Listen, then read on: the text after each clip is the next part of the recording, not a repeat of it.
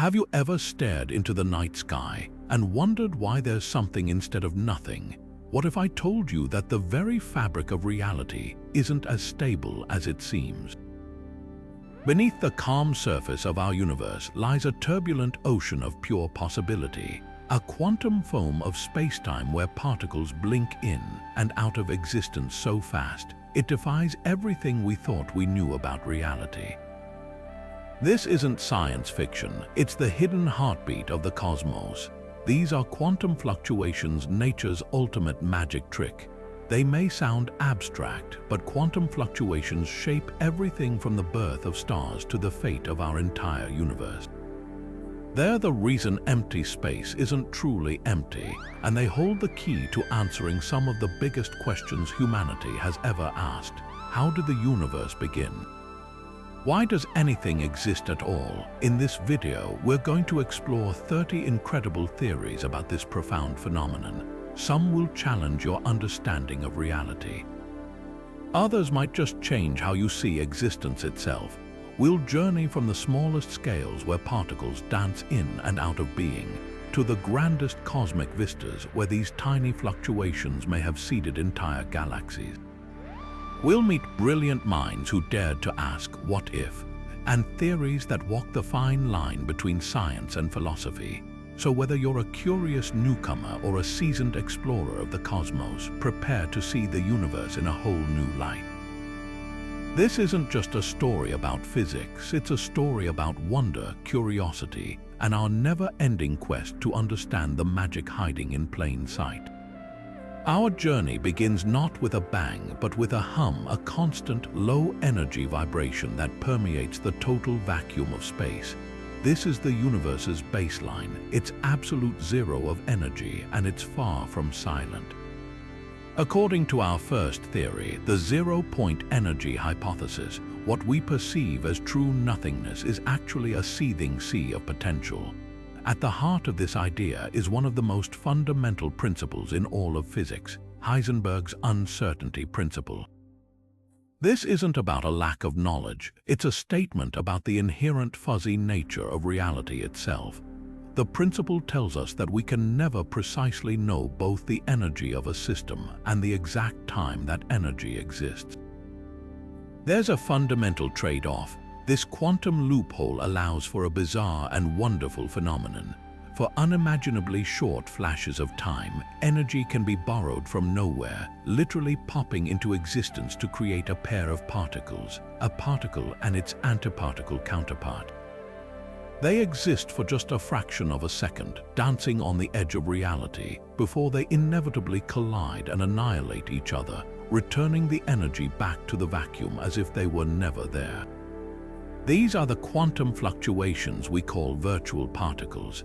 They are the universe's ultimate short-term loan, paid back before the cosmic ledger even notices it's gone. But if these particles are so fleeting, how can we ever know they're real? How do we prove something exists that vanishes almost the instant it appears? The answer came from a brilliant Dutch physicist named Hendrik Casimir. In the 1940s, he proposed a stunningly elegant experiment. Imagine two uncharged, perfectly smooth metal plates placed incredibly close together in a perfect vacuum, facing each other. Outside the plates, in the vastness of space, every kind of virtual particle fluctuation can occur. But in the narrow gap between the plates, only fluctuations with specific wavelengths can fit. This creates a difference in the quantum pressure from the virtual particles outside the plates versus the fewer particles between them. Casimir predicted that this difference in pressure would actually push the two plates together with a measurable physical force. For decades, this was just a fascinating theoretical idea. Then, in the 1990s, technology finally caught up. Scientists performed the experiment with incredible precision, and the plates moved. They were pushed together by the invisible force of these ghostly particles blinking in and out of existence. The Casimir effect was real. It was a monumental moment. For the first time, we had direct experimental proof that empty space is not empty. It is alive with activity, a dynamic arena where the zero-point energy of the vacuum constantly manifests as a whirlwind of temporary particles. This wasn't just a theory on a chalkboard anymore. It was a tangible force we could observe and measure, confirming that the void itself holds an infinite, bubbling energy. But if the Casimir effect shows us that the void is alive with activity, what does that reality actually look like? To answer that, we have to dive down, far smaller than any microscope can see, to a scale so tiny it almost defies comprehension. This brings us to our second theory, a truly revolutionary idea from one of the 20th century's greatest physicists, John Archibald Wheeler. He peered into the heart of that seething quantum vacuum and saw not smooth emptiness but a chaotic, turbulent storm. He called this vision quantum foam. Imagine the fabric of spacetime not as a still, flat pond, but as the surface of a boiling ocean during a hurricane. At our everyday scale, the universe appears smooth, continuous, and reliable. But if you could shrink yourself down to the Planck length, that's a decimal point followed by 34 zeros and then a 1 meter, you would witness a reality in utter turmoil. At this fundamental scale, the ceaseless dance of virtual particles and energy fluctuations isn't just happening within spacetime. It is actively warping and twisting the very stage they perform on. Spacetime itself becomes a bubbling, frothing foam constantly churning. Tiny wormholes might blink into existence, connecting 2 points before pinching off and vanishing. Microscopic black holes could form and evaporate all in the same instant. The geometry of reality itself becomes fuzzy and uncertain, a blur of pure potentiality. Wheeler's genius was in realizing that this isn't a flaw in the universe, it's a feature. This quantum foam is the direct result of Heisenberg's uncertainty principle applied to the geometry of spacetime. We can't know both the exact position and the exact curvature of spacetime at such a minuscule scale. This fundamental uncertainty means that the metric of spacetime, the very ruler we use to measure distances and the clock we use to measure time, becomes probabilistic. It fluctuates. For a fleeting moment, 2 points could be 1,000,000 light-years apart, and in the very next instant, they could be right on top of each other. The concepts of before and after lose their absolute meaning. In the quantum foam, causality itself is put on hold. This paints a breathtaking picture of our cosmos's foundation. The universe isn't built on a firm, unshakable bedrock. It's built on this dynamic, energetic, and fundamentally uncertain foam. It's a world where the geometry of reality is not written in stone but is more like a suggestion, a statistical average of countless frenzied possibilities. This foam is the ultimate source of the virtual particles we see in the Casimir effect. They are not just particles appearing in space, they are bubbles erupting from the very foam of spacetime. Wheeler's concept pushes our understanding to its absolute limit, suggesting that at its heart, reality is a seething, chaotic, and beautifully creative process. If the quantum foam shows us the turbulent nature of reality at the smallest scales, then our third theory asks the most profound question of all. Could that same turbulence be responsible for everything? This is the spontaneous universe creation theory, a concept so grand it proposes that our entire cosmos, with all its galaxies, stars, and planets, could have spontaneously burst into existence from a random quantum fluctuation in a pre-existing void.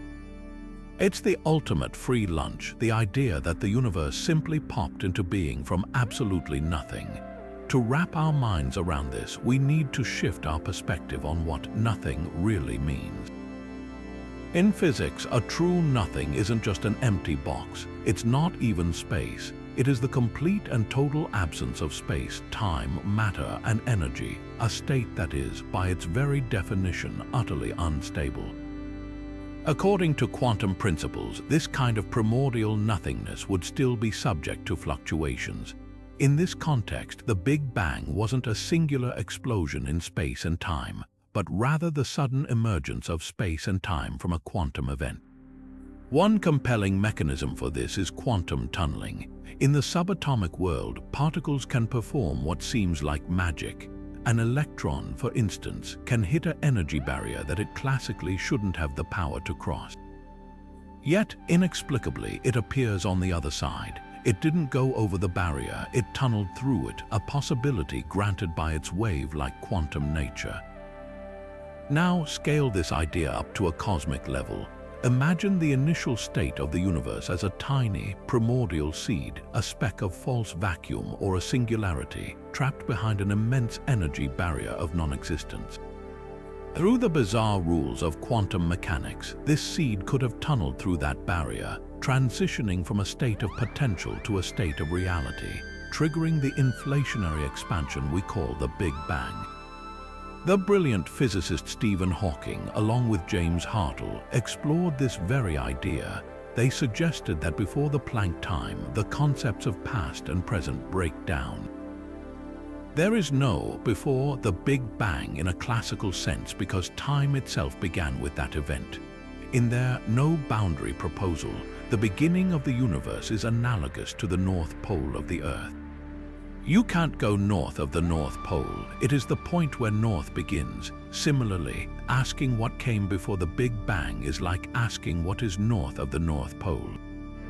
The question itself may be meaningless. The universe would simply be a finite, closed entity without a singular boundary or edge in time, its origin smoothed out by quantum probability.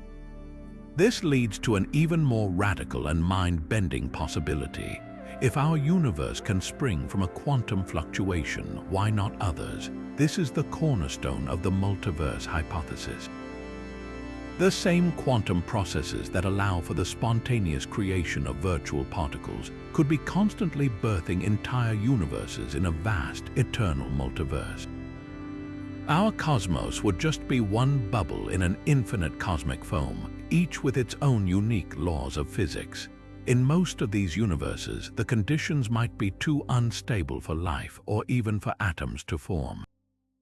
We find ourselves in one of the rare Goldilocks universes where the fluctuations lined up perfectly to create a stable, life-giving reality. This idea doesn't just explain how we got here, it potentially explains why our universe seems so finely tuned for existence. It's not tuned for us, we are a product of its specific, randomly generated tuning. This incredible idea of a universe from nothing naturally leads us to an even grander, more staggering possibility. If one quantum fluctuation could create our entire cosmos, what's stopping others? This brings us to our fourth theory, which isn't just about one universe, but about an infinite number of them. We're talking about the multiverse generation mechanism, a concept where quantum fluctuations act as the engine for eternal inflation, constantly birthing new bubble universes. To understand this, we need to revisit the very first moments after the Big Bang, a period known as cosmic inflation. Theorists believe that a bizarre, high-energy field called the inflaton field powered a phase of exponentially rapid expansion, stretching a subatomic speck of space into a vast cosmos in a fraction of a second. But what if that inflation didn't just stop everywhere at once? What if, in some regions, it continues forever? This is the core of eternal inflation. Imagine an endlessly bubbling pot of water. Our entire observable universe might just be one single bubble that formed when inflation stopped in our local region, allowing for matter to form and stars to ignite. But outside our bubble, the inflaton field continues to rage, expanding at an incomprehensible rate. This is where quantum fluctuations come in, acting as the cosmic match that lights new fires.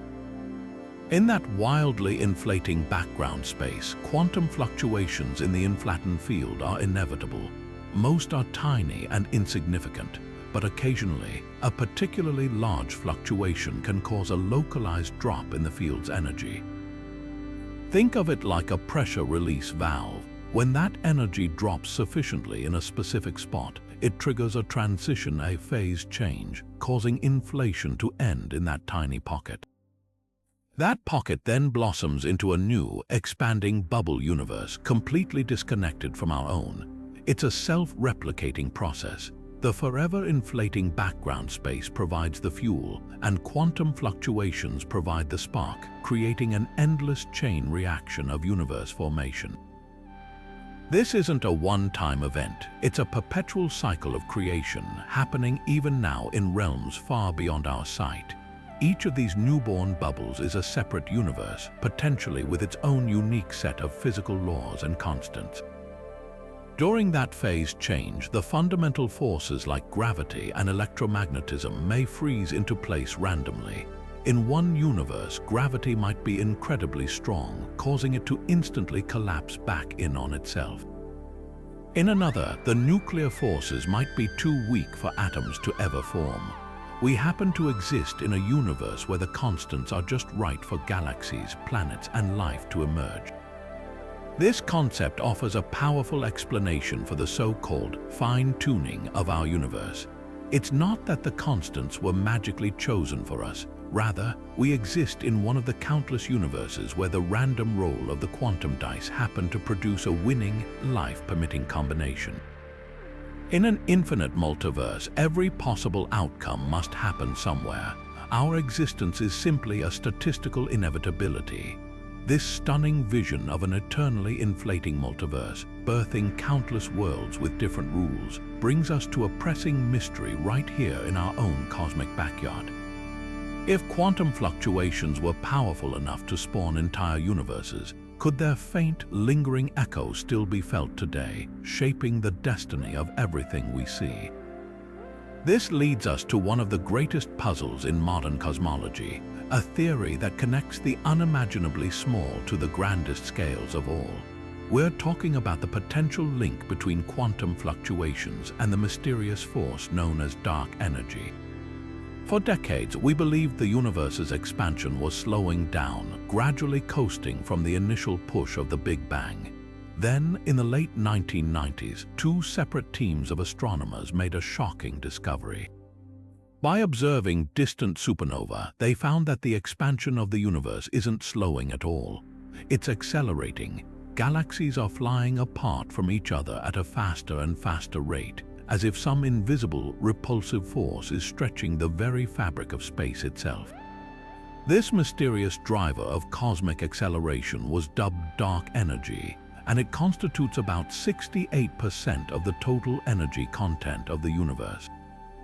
We can measure its effect, but we have no idea what it actually is. One of the most straightforward theoretical candidates for dark energy comes directly from our discussion of the quantum vacuum. Remember that seething sea of virtual particles predicted by the zero-point energy hypothesis? Every cubic centimeter of empty space, according to quantum field theory, should be brimming with this vacuum energy. This energy has a fascinating property. It possesses a negative pressure. According to Einstein's theory of general relativity, such a pervasive energy with negative pressure would indeed produce a repulsive gravitational effect, causing the universe to expand at an accelerating rate. It could literally be the weight of nothingness pushing everything apart. This idea is so elegant that it's known as the cosmological constant, a term Einstein himself initially inserted into his equations to achieve a static universe, later calling it his greatest blunder. Now it might be his greatest posthumous triumph, but here's where we run into perhaps the most notorious problem in all of theoretical physics. When we try to calculate the predicted energy density of the quantum vacuum using our well-tested theories, we get a number that is catastrophically, unimaginably wrong. The calculated value is about 120 orders of magnitude. That's a 1 followed by 120 zeros larger than the value we observe for dark energy. This isn't just a small error, it's the largest discrepancy between theory and observation in the entire history of science. If the quantum vacuum energy were that intense, the negative pressure would have ripped every atom, planet, and galaxy apart instantaneously after the Big Bang. The universe as we know it would never have formed. This colossal mismatch is known as the cosmological constant problem, and solving it is one of the holy grails of physics. So where does this leave us? We have a compelling theoretical candidate for dark energy in the quantum vacuum, but its predicted strength is impossibly large. This has led physicists down several fascinating paths. Some believe there must be a cancellation mechanism we don't yet understand, where different contributions to the vacuum energy mysteriously cancel each other out to an astonishing degree of precision, leaving behind the tiny, residual effect we measure as dark energy. Others propose that the cosmological constant isn't a constant at all, but a dynamic field that has evolved over time, known as quintessence. Or perhaps our understanding of gravity on the largest scales is incomplete, and we need a new theory beyond general relativity to explain what we're seeing. The dark energy enigma is a humbling reminder that the universe still holds profound secrets, and the connection to the quantum world remains one of the most active and exciting frontiers of discovery. And if that mysterious dark energy is the force shaping our universe's ultimate fate on the grandest scales, then we must turn our attention back to its very beginning to find the origin of everything we see. Because those very same quantum fluctuations we've been exploring didn't just create a uniform, smooth universe, they created the stunningly complex cosmic tapestry we're a part of today. This brings us to one of the most successful and profound theories in all of cosmology, the idea that quantum fluctuations seeded all cosmic structure. To understand this, we need to revisit the era of cosmic inflation. In that first fleeting fraction of a second, the universe didn't just expand, it exploded in size, doubling and redoubling its dimensions at an unimaginable rate. This hyper-fast expansion was crucial because it took the microscopic quantum world and magnified it to a cosmic scale. Picture an incredibly smooth, flat sheet of rubber. Now imagine that sheet is the infant universe. At the quantum level, that rubber isn't perfectly smooth. It's fizzing with tiny, random fluctuations in energy density, thanks to the constant popping in and out of virtual particles. These fluctuations are so small they are normally utterly insignificant, but then inflation kicks in. That sheet of rubber is stretched to the size of a galaxy in an instant. Those infinitesimally tiny quantum ripples get stretched right along with it, frozen into the very fabric of spacetime as it expands. What was once a microscopic bump becomes a macroscopic hill, and a tiny dimple becomes a vast valley. The random quantum noise of the vacuum was amplified into the first large-scale variations in the density of the universe. When inflation ended, that energy powering the rapid expansion had to go somewhere. It transformed, flooding the universe with a hot, dense plasma of particles and radiation, the fiery dawn of the Big Bang. But this new universe wasn't perfectly uniform.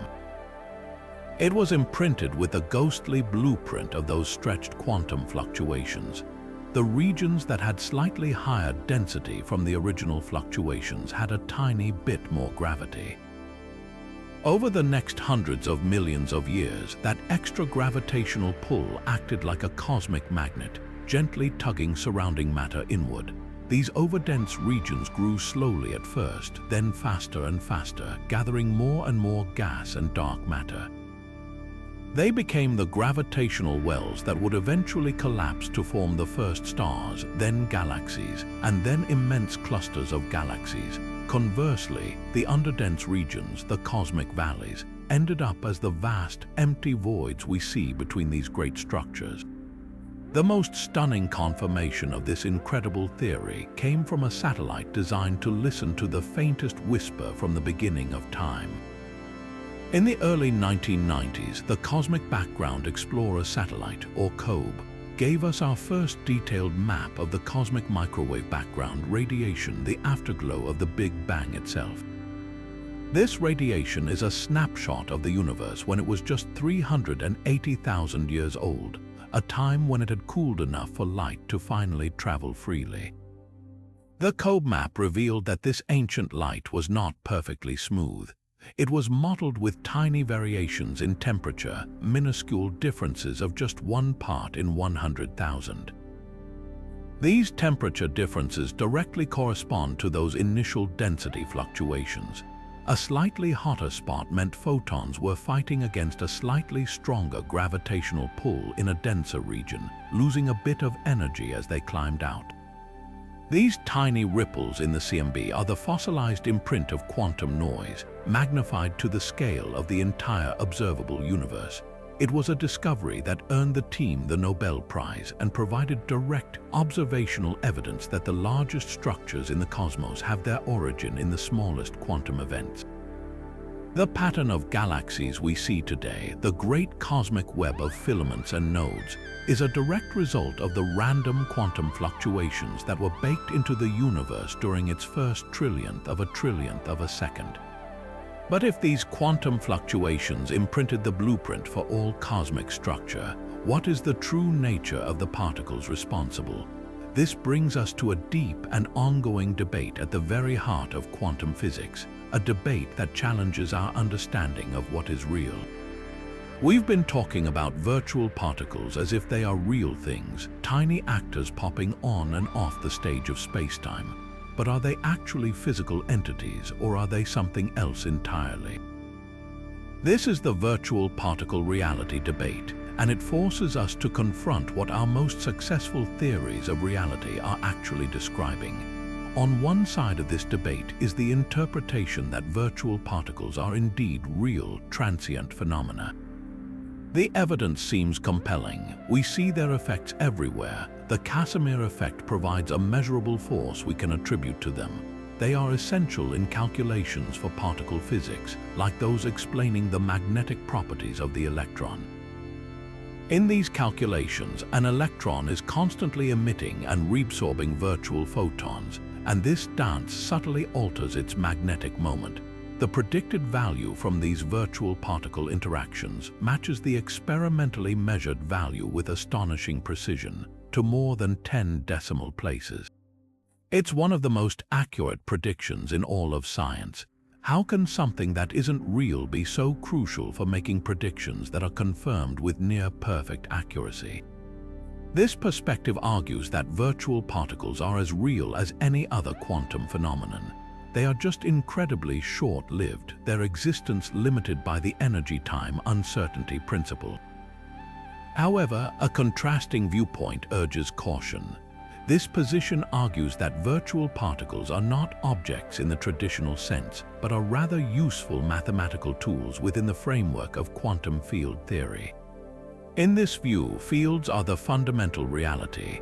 The electron field, the photon field, and others permeate all of space. What we call a particle is simply a localized excitation or a quantized vibration of its underlying field, like a wave on the ocean. A virtual particle, then, is not a distinct object but a term in a complex calculation that describes how these fields interact and influence each other. They represent potentialities and probabilities, not actual things in themselves. The particle language is a convenient shorthand, a holdover from earlier quantum mechanics that helps us visualize incredibly abstract mathematics. Proponents of this view point out that virtual particles are off-shell, meaning they do not obey the classical laws of energy and momentum that real, detectable particles must follow. They are internal lines in a Feynman diagram, a brilliant calculational tool invented by physicist Richard Feynman, but not necessarily direct pictures of physical events. This debate touches on the deepest questions about the nature of scientific models. Is the goal of physics to tell us what is really happening, or is it to provide us with a mathematical framework that allows us to predict outcomes with incredible accuracy?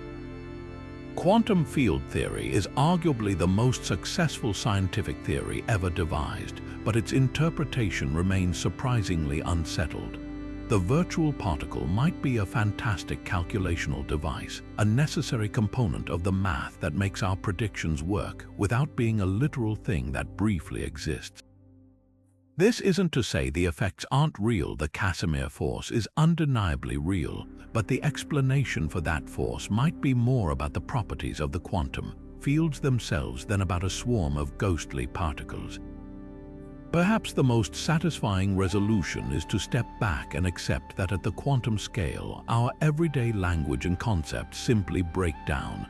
The question, but what is it really, might not have a clear answer. Reality at its most fundamental level may not consist of tiny billiard balls or even tiny particles, but of something far more abstract, a web of relationships and interactions described by mathematics. Virtual particles, whether viewed as tools or transient entities, are a powerful reminder that the universe is far stranger and more wonderful than our classical intuition would ever allow. They represent the vibrant, dynamic activity of the vacuum, a profound somethingness inherent to what we once thought of as nothing. This debate isn't just academic. It shapes how physicists develop new theories and guides our eternal quest to understand what truly lies at the foundation of everything. This quest to understand the true nature of quantum fluctuations inevitably pushes our theories to their absolute breaking point, forcing us to confront the greatest unsolved problem in modern physics, the clash between the very large and the very small. General relativity gives us a breathtakingly accurate description of gravity as the curvature of spacetime, governing the motion of planets and the expansion of the entire cosmos. Quantum mechanics, with equal brilliance, describes the bizarre probabilistic world of atoms and particles. Yet these two pillars of physics are fundamentally, mathematically incompatible. When we try to apply the equations of general relativity to the incredibly dense, seething environment of the quantum foam at the Planck scale, the math simply explodes, yielding nonsensical answers of infinite energy. This tells us that our current understanding is incomplete. To truly grasp what's happening at the heart of reality, we need a theory of quantum gravity, a single framework that can seamlessly blend these two worlds. This brings us to our eighth theory, the quantum gravity unification attempt, where we explore how leading candidates like string theory and loop quantum gravity strive to explain not just what fluctuations are, but what spacetime itself is made of. String theory offers one of the most ambitious and mathematically elegant approaches. It proposes a radical shift in how we view the fundamental ingredients of the universe. Instead of zero-dimensional point particles, the theory suggests that at the most basic level, everything is composed of unimaginably tiny, one-dimensional vibrating strings.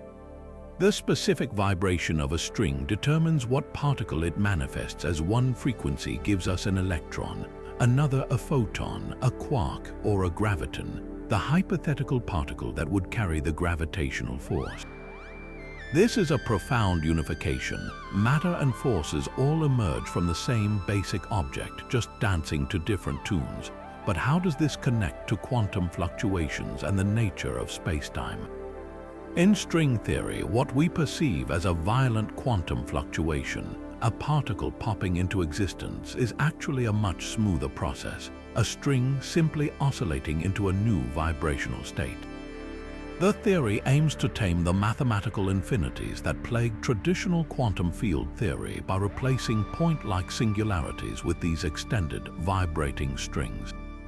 The implications go even deeper. For the math of string theory to work consistently, it requires more than the three spatial dimensions and one time dimension we experience. It demands extra dimensions of space, as many as 6 or 7 more, all curled up into a geometry so tiny we could never perceive them directly. In this view, the properties of our vacuum, the strength of its quantum fluctuations, and even the value of the cosmological constant could be determined by the specific shape of these hidden dimensions. The quantum foam might not be mere chaos, but a complex, dynamic landscape of these multidimensional geometries, constantly shifting and evolving. Some versions of the theory even suggest that spacetime itself is not fundamental, but an emergent property arising from the interactions of these strings and the way their vibrations are entangled with one another. It's a vision where the stage itself is built by the actors. Taking a dramatically different path is loop quantum gravity. If string theory tries to unify all forces by adding extra dimensions, LQG focuses squarely on quantizing the one force that remains outside the quantum fold, gravity itself. It asks a direct question: if energy comes in discrete packets called quanta, shouldn't spacetime also be granular? LQG proposes that space is not a smooth, continuous backdrop, but is woven from a fabric of finite, indivisible loops. Picture the fabric of reality not as a perfectly smooth sheet, but as an incredibly intricate network of threads, with the intersections representing the smallest possible volumes of space. This structure is called a spin network, and it provides a natural cutoff that prevents the infinities found in other theories.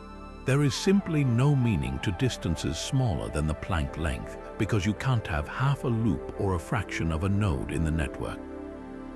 In this framework, the wild quantum fluctuations of spacetime described by Wheeler are reinterpreted as the natural dynamics of this spin network. The geometry of space is not fixed. It evolves as the loops writhe and change their connections. Time itself emerges from this evolution. A quantum fluctuation isn't a particle appearing in space. It's a specific rearrangement of the fundamental loops that make up space, which our theories then interpret as the appearance of a particle. The vacuum isn't a sea of virtual particles, but a buzzing, humming network of these spacetime quanta constantly reconfiguring itself. LQG provides a direct geometric picture of the quantum foam, suggesting that the foam is actually the fundamental structure of reality, and the smooth spacetime we experience is just a large-scale average, much like water appears continuous to us despite being made of individual molecules. While string theory and loop quantum gravity are the two leading contenders, they are not the only players in this ultimate quest for unification. Causal dynamical triangulations offers a powerful computational approach, representing spacetime as a vast collection of tiny, simple geometric shapes glued together. The path to a stable, macroscopic universe like our own emerges only when the rules of causality are strictly baked into the way these shapes are allowed to connect, effectively smoothing out the extreme fluctuations and creating the four-dimensional reality we know. Another fascinating idea is the holographic principle, which suggests that all the information contained within a volume of space, including all the information describing the quantum fluctuations within it, might actually be encoded on its two-dimensional boundary like a cosmic DVD. In this view, the seemingly three-dimensional world of quantum fields and particles could be a projection from information stored on a distant surface, implying that the fluctuations themselves might be a kind of computational artifact of this deeper holographic reality. Each of these theories provides a different language and a different set of tools to attack the same profound mystery. They all seek to answer the question of how spacetime and its quantum texture emerge from something more basic. They represent humanity's furthest reach into the unknown, our best attempts to write the rules for the quantum foam itself.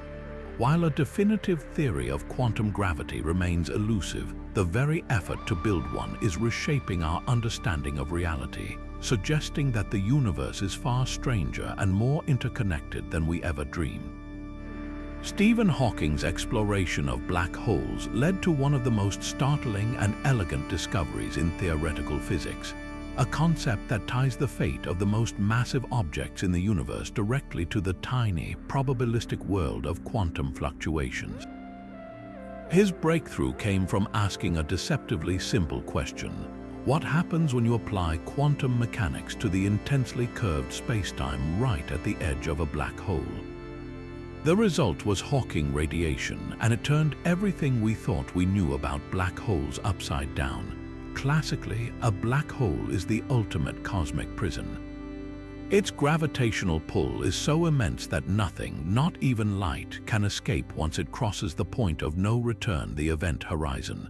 They were thought to be truly black, absorbing everything and giving nothing back, only growing larger over time. Hawking realized this classical picture was incomplete because it entirely ignored the quantum vacuum.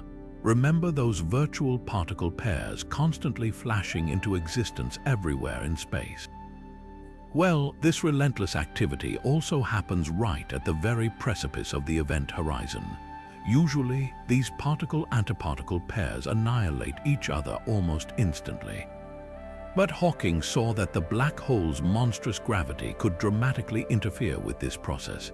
Imagine a virtual particle pair spontaneously emerging just outside the event horizon. The intense curvature of spacetime can tear these two particles apart before they have a chance to collide and vanish. In a fantastically rare but consequential event, one particle might fall across the horizon, plunging into the black hole, while the other is flung outward, escaping into space as a real particle. To an outside observer, it looks like the black hole has just emitted a particle. This is Hawking radiation, but there's a catch, a cosmic bill that must be paid. The particle that fell into the black hole had negative energy relative to the outside universe. When it enters the black hole, it effectively reduces the black hole's total mass and energy. So, by emitting this radiation, the black hole isn't just glowing. It's slowly evaporating, shrinking over astronomical timescales until it might potentially vanish entirely. This revelation was beautiful and deeply troubling. It suggested that black holes aren't eternal, they have a life cycle and can eventually die.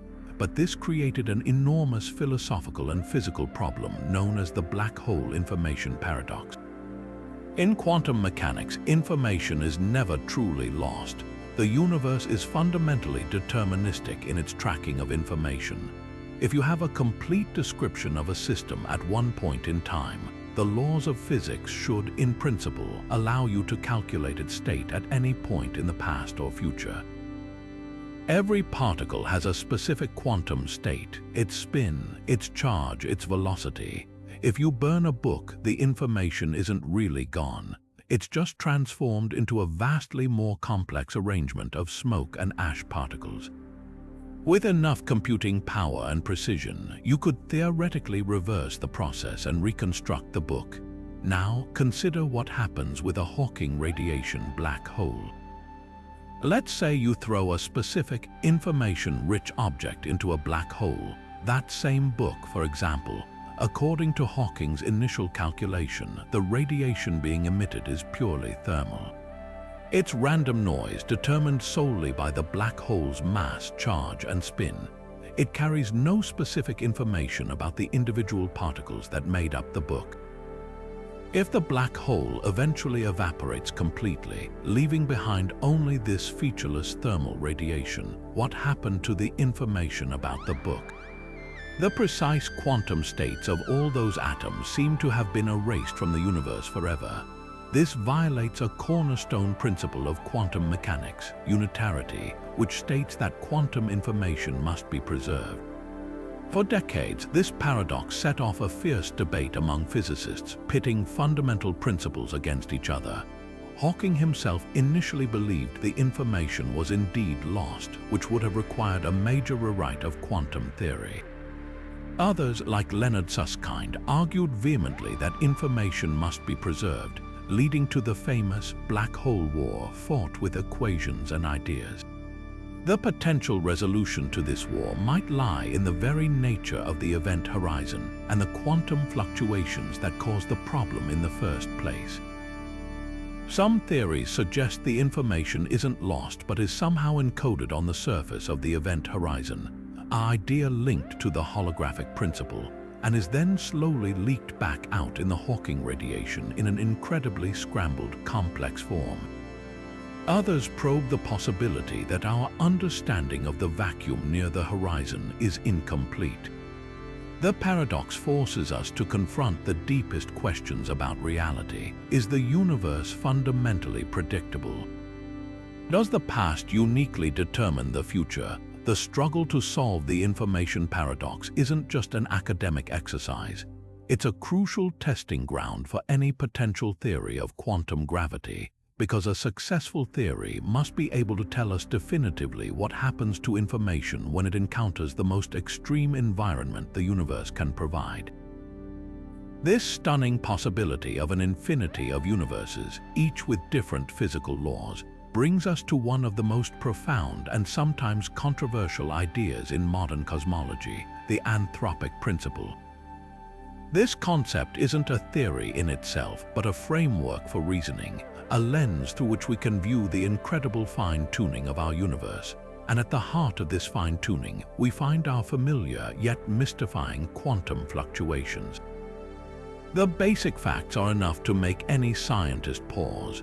The constants of nature seem perfectly calibrated for the existence of complex life. If the force of gravity were even slightly stronger, the universe would have collapsed back on itself moments after the Big Bang. If it was slightly weaker, matter would never have clumped together to form stars and galaxies. If the strong nuclear force were a fraction of a percent different, protons wouldn't form, and there would be no atoms, no chemistry, and no us. The list of these cosmic coincidences is long and deeply impressive. It appears as if the universe won a lottery with odds so astronomically against it that it seems to demand an explanation.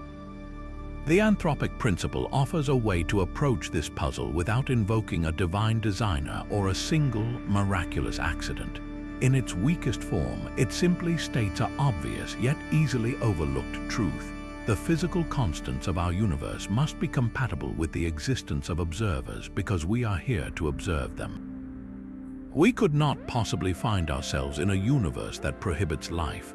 It's a selection effect. Imagine a puddle waking up one morning and thinking, "This hole I'm in fits me perfectly. It must have been made just for me." The puddle doesn't consider that it simply conformed to the shape of the hole. In a similar way, we conform to the laws of our universe. This weak form is often seen as almost a truism, but it sets the stage for a much more powerful idea. This is where quantum fluctuations and the multiverse hypothesis come together to form a compelling explanation. If the process of eternal inflation, sparked by those initial quantum fluctuations, is endlessly generating new bubble universes, then each new cosmos becomes a random roll of the cosmic dice. The fundamental constants and laws of physics are not set in stone for all creation. They are frozen into place randomly during each bubble's phase transition. In this vast and eternal multiverse, every possible combination of physical laws will be realized somewhere. There will be universes that collapse instantly, universes that are nothing but empty space, universes where stars never ignite. But there will also be a tiny, tiny fraction of universes where, by pure chance, all the numbers line up just right.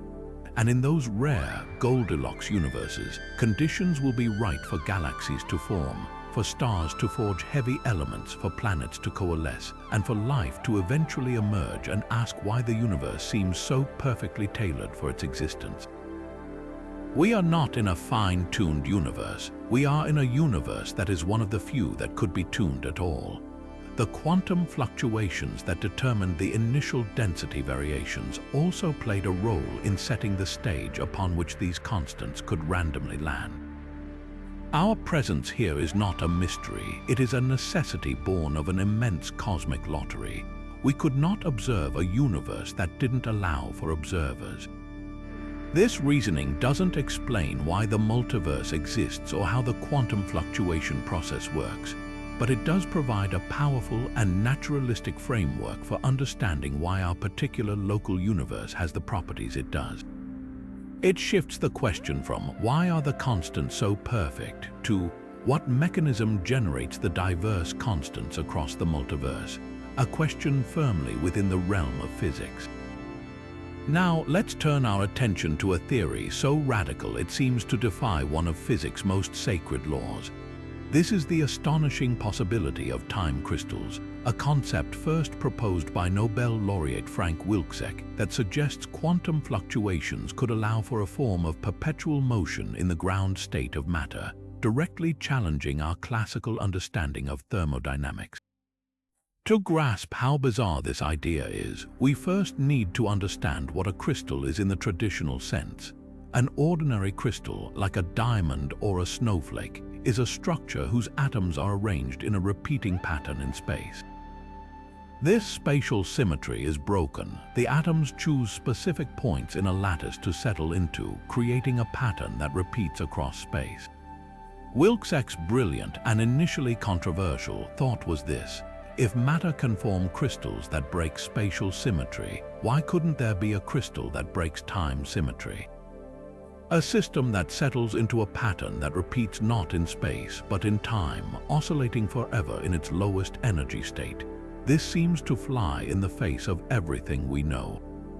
The laws of thermodynamics, particularly the first and second laws, are the bedrock of classical physics. They tell us you can't get more energy out of a system than you put in, and that closed systems always tend toward disorder or entropy. A perpetual motion machine is impossible because any motion would eventually be dampened by friction and energy loss, bringing the system to a standstill, its true ground state of rest. Wilczek was proposing a system that, even in its ground state, the lowest energy configuration possible, would not be still. It would be in perpetual, periodic motion, ticking like a cosmic clock that never needs winding. So how could such a thing be possible without violating these fundamental laws?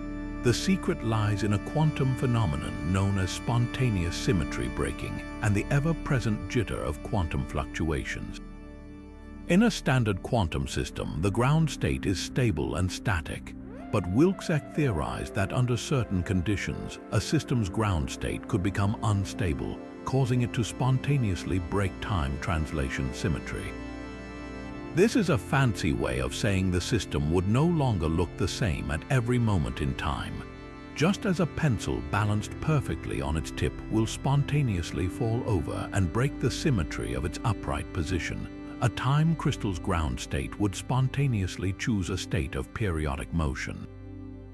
Crucially, this isn't a perpetual motion machine in the classical sense. It isn't creating energy. It isn't doing any work or outputting energy that could be used. It is simply oscillating in its lowest possible energy state, a motion sustained not by an energy source but by the system's own inherent quantum structure.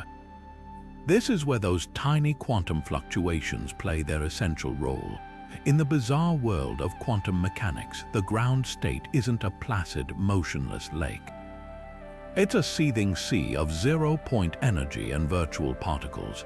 This constant underlying activity provides the jiggle that could, in theory, prevent a time crystal from ever settling into a completely static configuration. The oscillations are locked in, a stable feature of the ground state itself, perpetually nudged by the vacuum's inherent energy. The system isn't overcoming friction on the quantum scale. It exists in a regime where this kind of stable, periodic motion in the lowest energy state becomes a theoretical possibility. For years, this remained a highly controversial and theoretical idea, with many physicists arguing it was impossible. That changed in 2017. Using a chain of charged atoms called ions, researchers at the University of Maryland and a separate team at Harvard University created systems that exhibited the key signature of a time crystal. They didn't create a perpetual motion machine you could hold in your hand, but they did create a quantum system that, when gently nudged with a laser pulse, would oscillate at a period different from the pulse's frequency. This subharmonic response showed the system had entered a stable, persistent rhythm of its own, a rhythm that, remarkably, proved robust against disturbances and noise. It kept time with a stability that couldn't be explained by classical physics, a clear sign of a discrete time crystal phase of matter. The implications of this discovery are profound, reaching far beyond a laboratory curiosity. Time crystals represent an entirely new phase of matter, joining the ranks of solids, liquids, gases, and plasmas. They open a window into a new world of non-equilibrium quantum phases, where matter behaves in ways we are only beginning to understand. From a practical standpoint, the incredible stability of their oscillations could make them perfect timekeepers for future quantum computers, which are notoriously sensitive to external noise and decoherence. A time crystal-based clock could provide a stable heartbeat for a quantum processor, potentially revolutionizing the field.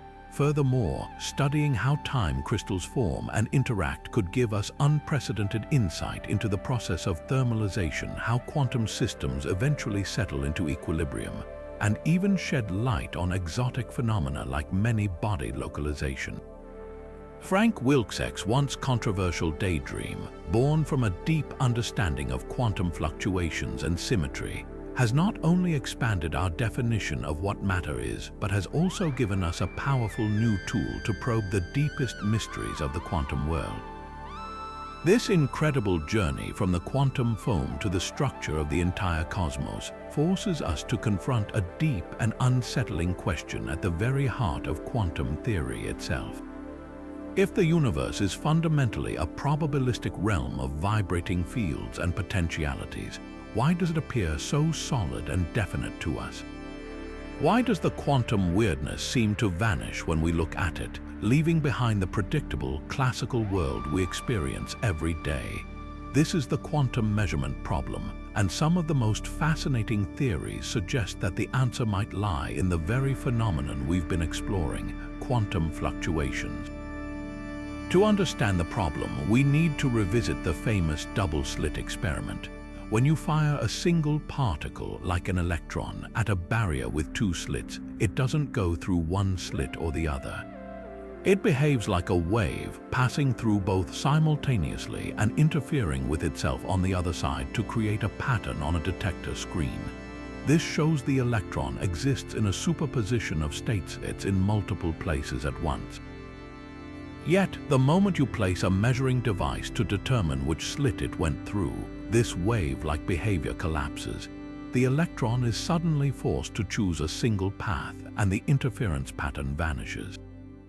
The act of observation itself seems to force the fuzzy quantum potentiality to snap into a concrete classical reality.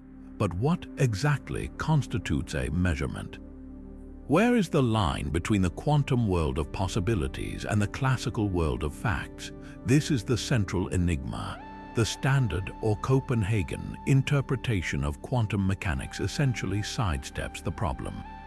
It postulates that the wave function, which describes all possible states of a system, collapses upon measurement, but it treats the measuring device and the observer as classical objects outside the quantum system, without explaining how or why this collapse occurs.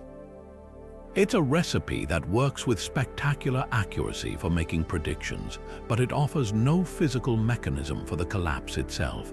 This is where new interpretations have emerged, and several point a finger at the random, unpredictable nature of quantum fluctuations. One of the most prominent of these is the objective collapse theory. Proponents of this view argue that wave function collapse isn't triggered by a conscious observer or a poorly defined measurement, but is instead a spontaneous objective process built into the fabric of reality. They propose that the superposition state of any system is inherently unstable.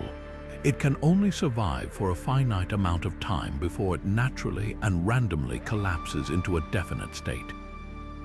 The catalyst for this collapse, according to theories like the Garadi-Rimini-Weber model, could be a random hit from the background field of quantum fluctuations that permeate the universe.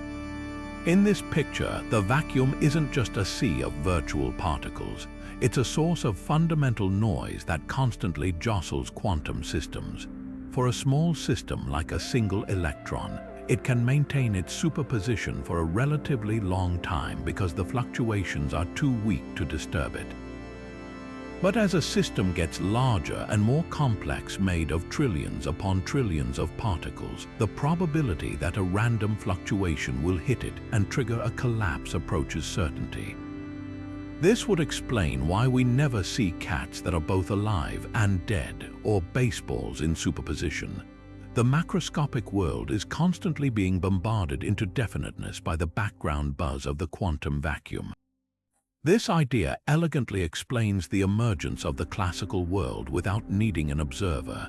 The transition from quantum to classical isn't magical, it's environmental. It's a dynamical process driven by interaction with a noisy background. This noise, inherent to space itself, performs a continuous measurement on everything, constantly localizing objects and ensuring our reality remains singular and stable. Another compelling angle comes from the decoherence theory, which is widely accepted though often misunderstood. Decoherence doesn't solve the measurement problem by itself, but it explains how classical reality appears to emerge. It describes how a quantum system interacting with its environment, be it photons, air molecules, or the zero-point field, rapidly loses its quantum coherence. The environment essentially measures the system, entangling with it and effectively spreading the information about its state out into the world. This process incredibly quickly diagonalizes the system's wave function, making it look as if it has collapsed into a single state. The unique probabilities for each possible outcome remain, governed by the Born rule, but the bizarre interference effects between those outcomes are destroyed. What decoherence doesn't explain is why only one of those many possible outcomes is actually realized, why we experience a single history. Some researchers speculate that the specific outcome chosen in each branch of the wave function might be determined by a random fluctuation at the moment of decoherence, a cosmic roll of the dice powered by the quantum vacuum.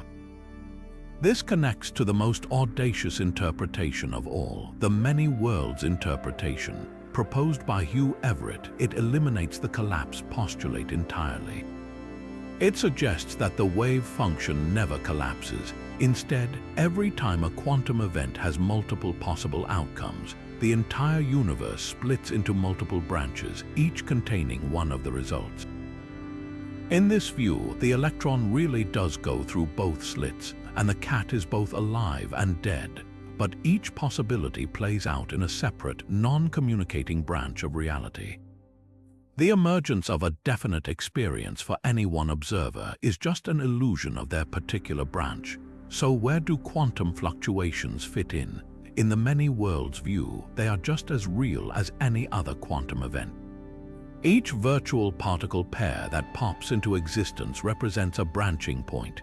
Each fluctuation creates new branches, an infinite number of universes constantly splitting off from our own. This interpretation takes the seething activity of the quantum vacuum and gives it a truly cosmic significance, suggesting that the foam of spacetime is also a foam of realities, with every possible fluctuation actualized in its own world. The measurement problem is solved by saying there is no single outcome to choose, all outcomes happen. While this is a philosophically staggering idea, it raises its own questions about probability and what it means for something to be real, leaving the door open for other theories that seek a more direct link between spontaneous fluctuation and definite experience. This staggering miscalculation, known as the vacuum catastrophe, isn't just a minor oversight. It's the single greatest discrepancy between theory and observation in the entire history of science. To grasp just how wrong the prediction is, consider this. If the theoretical value for the vacuum energy were correct, the repulsive force of this energy would have been so unimaginably powerful that it would have prevented anything from ever forming. Not a single atom, not a single star, not a single galaxy could have ever clumped together. The universe would have been ripped apart in the first instant of the Big Bang, expanding so violently that the concept of structure would be meaningless. The fact that we exist in a stable, structured cosmos with a measurably tiny amount of dark energy means our calculation is off by a factor of 10 to the 120th power. That's a 1 followed by 120 zeros. We are not even in the right ballpark. We're not even playing the same sport. So how did we get it so spectacularly wrong? The calculation itself is deceptively straightforward, which is what makes the result so maddening. Physicists start by considering all the possible ways a quantum field can vibrate. Each vibration mode has a ground state energy, a tiny amount of zero-point energy, like the hum of a single string. To find the total vacuum energy, you simply add up the energy from every single possible mode of vibration across all quantum fields for all of space. The problem is, there is no upper limit to the frequency of these vibrations. You have to add up the energy from every possible wavelength, all the way down to the Planck scale and beyond. This sum is effectively infinite, so physicists use a mathematical trick called renormalization to cut it off at a high energy limit, assuming our current theories break down at the Planck energy. Even when you do this, the number you're left with is still colossal. It should be the dominant force in the universe by an incomprehensible margin, and yet our telescopes tell us it is almost negligibly small. This isn't just a problem, it's a crisis. It tells us with brutal clarity that something is fundamentally wrong with our understanding. Either we are misunderstanding the nature of the quantum vacuum, or we are misunderstanding gravity, or both. One possibility is that we are making a simple but profound error in how we equate the quantum vacuum energy with the cosmological constant. The quantum calculation gives us an energy density, which in Einstein's equations acts as a source of gravity. But what if the vacuum energy, for some reason, simply does not gravitate? What if it is somehow screened or cancelled out? Perhaps there is a deep symmetry in nature that we haven't yet discovered, which forces all the contributions from different fields to cancel each other out to exactly zero. The problem with this idea is that we know from the Casimir effect that vacuum energy does have real, measurable physical effects. It pushes plates together. So it can't be completely non-gravitating. It must couple to gravity in some way. The cancellation would have to be unbelievably precise, leaving behind a remnant that is 120 orders of magnitude smaller than the individual parts. It would be like every person on Earth owing $1 billion, but when you add up all the debts and assets of the entire planet, the net sum is a single penny. Another avenue of thought is that our theory of gravity, Einstein's magnificent general relativity, might be incomplete, especially when applied to the largest cosmological scales. General relativity equates the curvature of spacetime to the total energy and momentum within it. But what if that equation needs to be modified for the vacuum? Perhaps dark energy isn't the weight of nothingness at all, but a signal that gravity itself weakens over vast distances. Or maybe it's not a constant energy but a dynamic field, slowly evolving over time. This idea, called quintessence, suggests that what we call dark energy is actually a new, ultra-light scalar field that permeates space.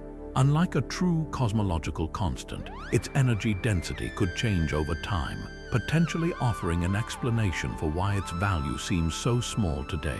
It's simply the current value in a very slow evolution. Yet, quintessence models often feel like placing a band-aid on a gushing wound. They introduce new parameters to explain away the problem without truly solving the underlying mystery of the vacuum energy calculation. The vacuum catastrophe therefore stands as a monumental beacon, guiding physicists toward a deeper theory. It is the clearest signpost we have that reveals the desperate need for a theory of quantum gravity. Our current quantum field theory works beautifully for particle physics, and general relativity works perfectly for cosmology and astrophysics, but they clearly cannot be merged in this simple way. A proper theory of quantum gravity, whether it be string theory, loop quantum gravity, or something entirely new, must provide a mechanism to either cancel the vacuum energy or reinterpret it in a way that makes sense with our observations. Until we can successfully navigate this catastrophe, we are forced to admit that we are missing a crucial piece of the cosmic puzzle. A piece that connects the frenzied activity of the quantum world to the serene expansion of the cosmos. This astonishing idea that our universe's fundamental structure might be an emergent projection leads us to one of the most radical and mind-bending concepts in theoretical physics, the holographic principle. This theory proposes a profound and almost unbelievable connection between quantum fluctuations and the very nature of reality itself, suggesting that our seemingly three-dimensional world might actually be a holographic projection of information encoded on a distant two-dimensional surface. To grasp this, let's start with a surprising discovery about black holes. In the 1970s, physicist Jacob Bekenstein, working with Stephen Hawking, discovered that a black hole's entropy, a measure of its information content, is not proportional to its volume as one might expect, but to the surface area of its event horizon. This was a stunning revelation. It implied that all the information describing everything that ever fell into a black hole, every atom, every book, every memory, could be entirely encoded on its two-dimensional boundary. The three-dimensional interior seemed to hold no extra information. This observation led Nobel laureate Gerard T. Hooft and later Leonard Susskind to propose a truly radical extension. What if this isn't just a quirky property of black holes? What if it's a fundamental property of the universe itself? The holographic principle was born, asserting that all the information contained within any volume of space can be fully described by the physics on its lower dimensional boundary. Now let's connect this to the quantum foam. That turbulent, seething sea of virtual particles and fluctuating spacetime isn't just chaos. According to this principle, it's a manifestation of information processing. The constant flickering of particles and energy could be the pixelated grain of a cosmic projection. In this view, the quantum fluctuations we've been discussing aren't happening in space, they are the space. They represent the fundamental units of information on the universal horizon, and their dynamics are what project the illusion of a three-dimensional reality. It's as if our universe is a colossal, immersive movie screen, and the quantum fluctuations are the individual pixels illuminating the show. The seemingly solid objects around us, the planets, the stars, even ourselves, are not the primary reality. We are the holographic output, the projection. The real action, the true storage of information, is happening on the distant, two-dimensional surface that encompasses us. This has a breathtaking implication for the vacuum catastrophe and the nature of dark energy. One of the major puzzles is why the calculated vacuum energy is so immense, yet its gravitational effect is so tiny. The holographic principle might offer a solution. If our three-dimensional world is not fundamental, then perhaps the vacuum energy we calculate using three-dimensional quantum field theory is a kind of illusion. The true degrees of freedom, the real stuff of the universe, exist on the two-dimensional boundary. When we correctly count the information and energy from that lower dimensional perspective, the numbers might naturally work out to the small, positive value we observe for dark energy. The catastrophe, therefore, could be a monumental error in perspective. We've been trying to count the pixels on the screen as if they were real objects, when in fact we should have been analyzing the data on the projector all along. This principle doesn't just suggest a new calculation. It suggests we've been fundamentally misunderstanding the stage upon which the quantum drama is performed, potentially offering a way to reconcile the immense energy of the quantum vacuum with the serene expansion of the cosmos we actually observe. But if the holographic principle suggests our reality is a projection, a cosmic illusion, we are still left with a pressing question. Why does this particular illusion feel so stable and consistent to all of us? Why do we all agree on the position of the moon, the color of a rose, or the outcome of a measurement when the quantum foundations seem to be built on a fog of probability? This brings us to a fascinating and elegant theory that tackles the quantum measurement problem head-on, not with multiple worlds or conscious observers, but with a process akin to natural selection. This is the concept of quantum Darwinism, pioneered by physicist Wojciech, and it proposes that quantum fluctuations and environmental interaction are the very tools that carve our definite reality out of a sea of quantum potential. To understand quantum Darwinism, we first need to appreciate a key quantum process called decoherence. We mentioned it before, but it's worth revisiting. Imagine a quantum system like a single photon that could be polarized either horizontally or vertically, a superposition of both states. This fragile quantum coherence is easily destroyed. The moment this photon interacts with its environment, whether it's a stray air molecule, a passing photon of light, or even the faint whisper of the zero-point field information about its state is imprinted onto that environment. This process is like tossing a pebble into a pond. The ripples that spread out carry information about the pebble's impact. In the quantum world, these ripples are countless tiny interactions. Each interaction entangles the quantum system with its surroundings, and this entanglement rapidly disperses the information about the system's state into the environment. This is decoherence, and it happens incredibly fast, explaining why we don't see large objects in superposition. The environment is constantly measuring everything.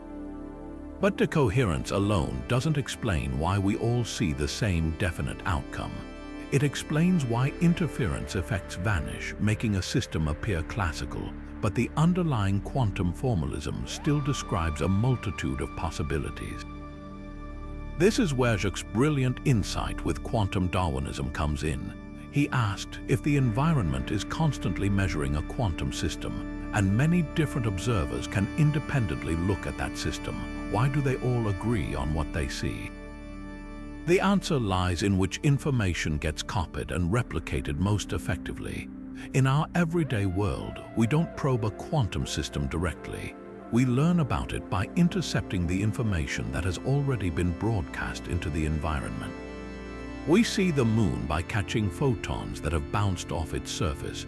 We measure a temperature by reading a thermometer that has interacted with the air. Quantum Darwinism posits that not all quantum states are created equal when it comes to being broadcast. Some states, known as pointer states, are uniquely robust against decoherence. They are the states that can survive interaction with the environment without being completely disrupted. Because they are stable, information about these pointer states gets copied over and over again into the environment. A single photon bouncing off an object imprints information about that object's position. But trillions upon trillions of photons do it every second, creating countless redundant copies of that information in the environment. This is the Darwinism part. The environment acts as a selection pressure, favoring the proliferation of information about the most stable, robust states. The states that are best at getting themselves copied are the ones that survive and become the objective reality we all perceive.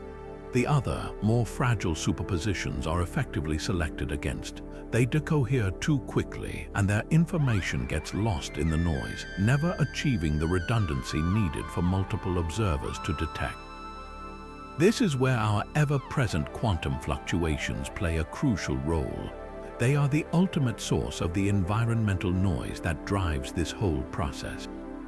The constant flickering of virtual particles and zero-point energy provides the chaotic background in that constantly prods and probes every quantum system. This random jostling tests the stability of every possible state. The pointer states are the ones that can withstand this relentless bombardment. They are the evolutionary winners in the struggle for quantum existence. So, the world we see isn't just the one that decoheres. It's the one whose information has been most successfully replicated and disseminated by the environment. We all agree on the position of the table because our senses are all independently accessing the same redundant, widely broadcast information that countless environmental interactions have copied and spread. Quantum Darwinism provides a compelling and naturalistic framework for how objective reality emerges from the subjective quantum fog, painting a picture where the classical world is not an illusion, but a consensus reality formed through a continuous process of quantum natural selection. While our journey through quantum theories has taken us from the fabric of spacetime to the edge of black holes, it now brings us to one of the most provocative and debated ideas of all: the suggestion that consciousness itself might play a fundamental role in shaping reality. This is the consciousness causes collapse hypothesis, a concept that pushes the boundaries of physics and philosophy, proposing that the human mind is not merely an observer of the quantum world but an active participant in bringing it into being. This radical idea finds its roots in the very origins of quantum mechanics. The founders of the theory, including legends like Niels Bohr and Werner Heisenberg, were deeply troubled by the measurement problem. They saw that the act of observation seemed to force a quantum system to choose a definite state. Some, like John von Neumann and Eugene Wigner, took this a step further, arguing that since measuring devices are themselves made of atoms and subject to quantum rules, there must be a final, non-physical thing that causes the collapse, and that thing, they speculated, could be consciousness. Wigner even proposed a famous thought experiment, now known as the Wigner's friend paradox, where two observers could have conflicting definite experiences of the same quantum event, leading to the unsettling conclusion that consciousness itself might be the ultimate arbiter of reality. Enter Sir Roger Penrose, a mathematical physicist of unparalleled stature. Penrose found the standard Copenhagen interpretation, with its vague reliance on an undefined observer, deeply unsatisfying. He sought a more scientific, objective mechanism for wave-function collapse, one that didn't depend on human consciousness but was instead a fundamental process of nature. His collaboration with anesthesiologist Stuart Hameroff led to a breathtakingly ambitious theory called orchestrated objective reduction, or ORCH. Penrose started from a profound question at the intersection of quantum mechanics and general relativity. What is the gravitational effect of a particle being in two places at once? He theorized that a superposition state isn't just a mathematical abstraction. It represents a literal, tiny separation in spacetime itself, a kind of blister in the fabric of reality. This blister is inherently unstable. The energy required to maintain this split in spacetime would build up until it reaches a threshold, at which point the superposition spontaneously and objectively collapses into a single, definite location. The key point is that this collapse is not triggered by a conscious observer, but by a fundamental law of physics. It's an objective reduction. This is where Hameroff's contribution and the connection to consciousness comes in.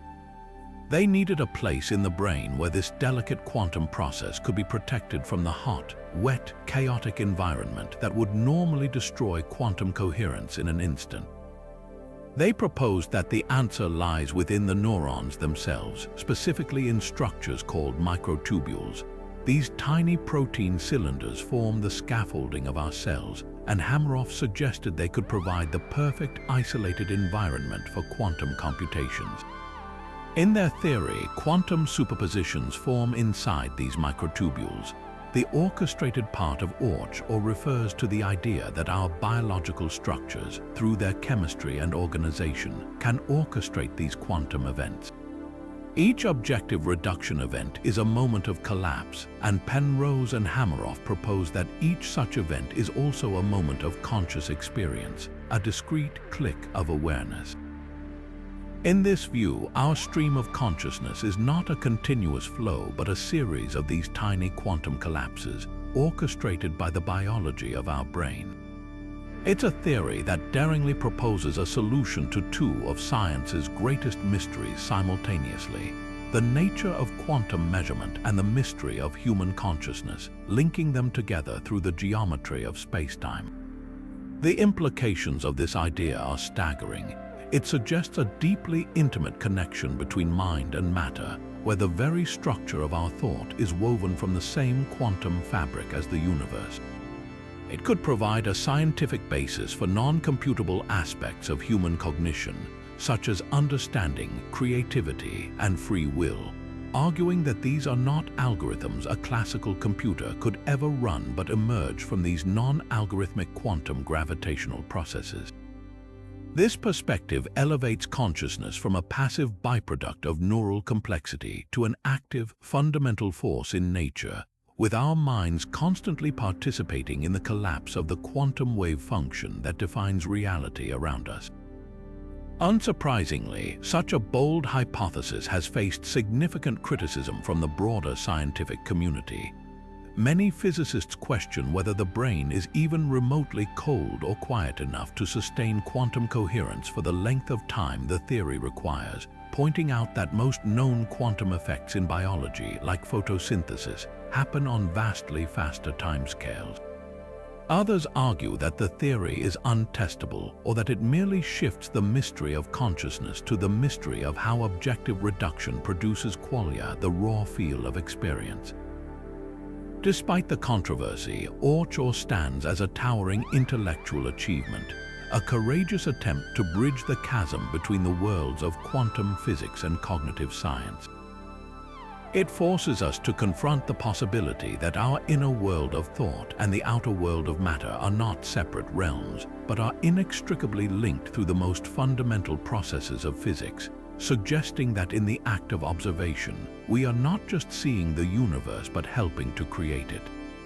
This line of inquiry brings us to a thought experiment so unsettling that it crosses the boundary from physics into the realm of philosophy and personal identity.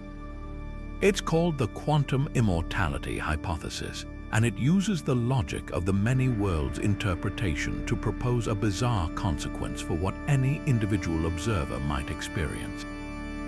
The idea hinges on a concept known as quantum suicide, and it suggests that your conscious experience might be tethered to branches of the multiverse where, against all odds, you simply cannot die. To understand how this could possibly be, let's construct the infamous thought experiment.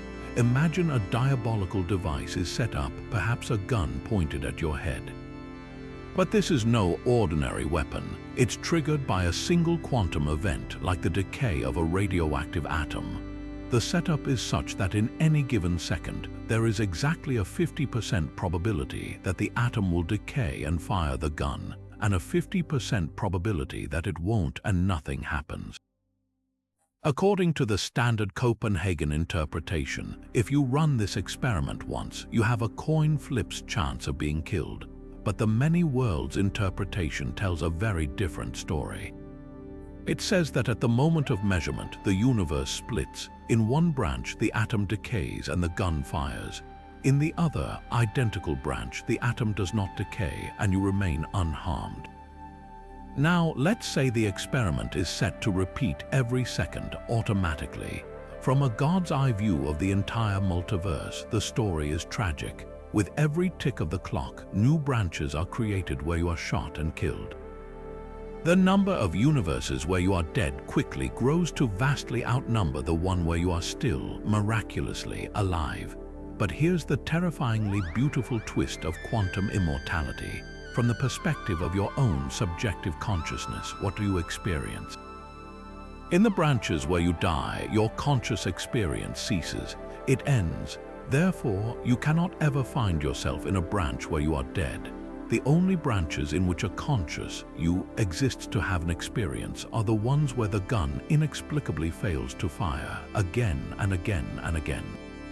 Every single time the quantum trigger is pulled, your conscious awareness follows the branching path where you survive. To you, it would seem like an impossible run of luck.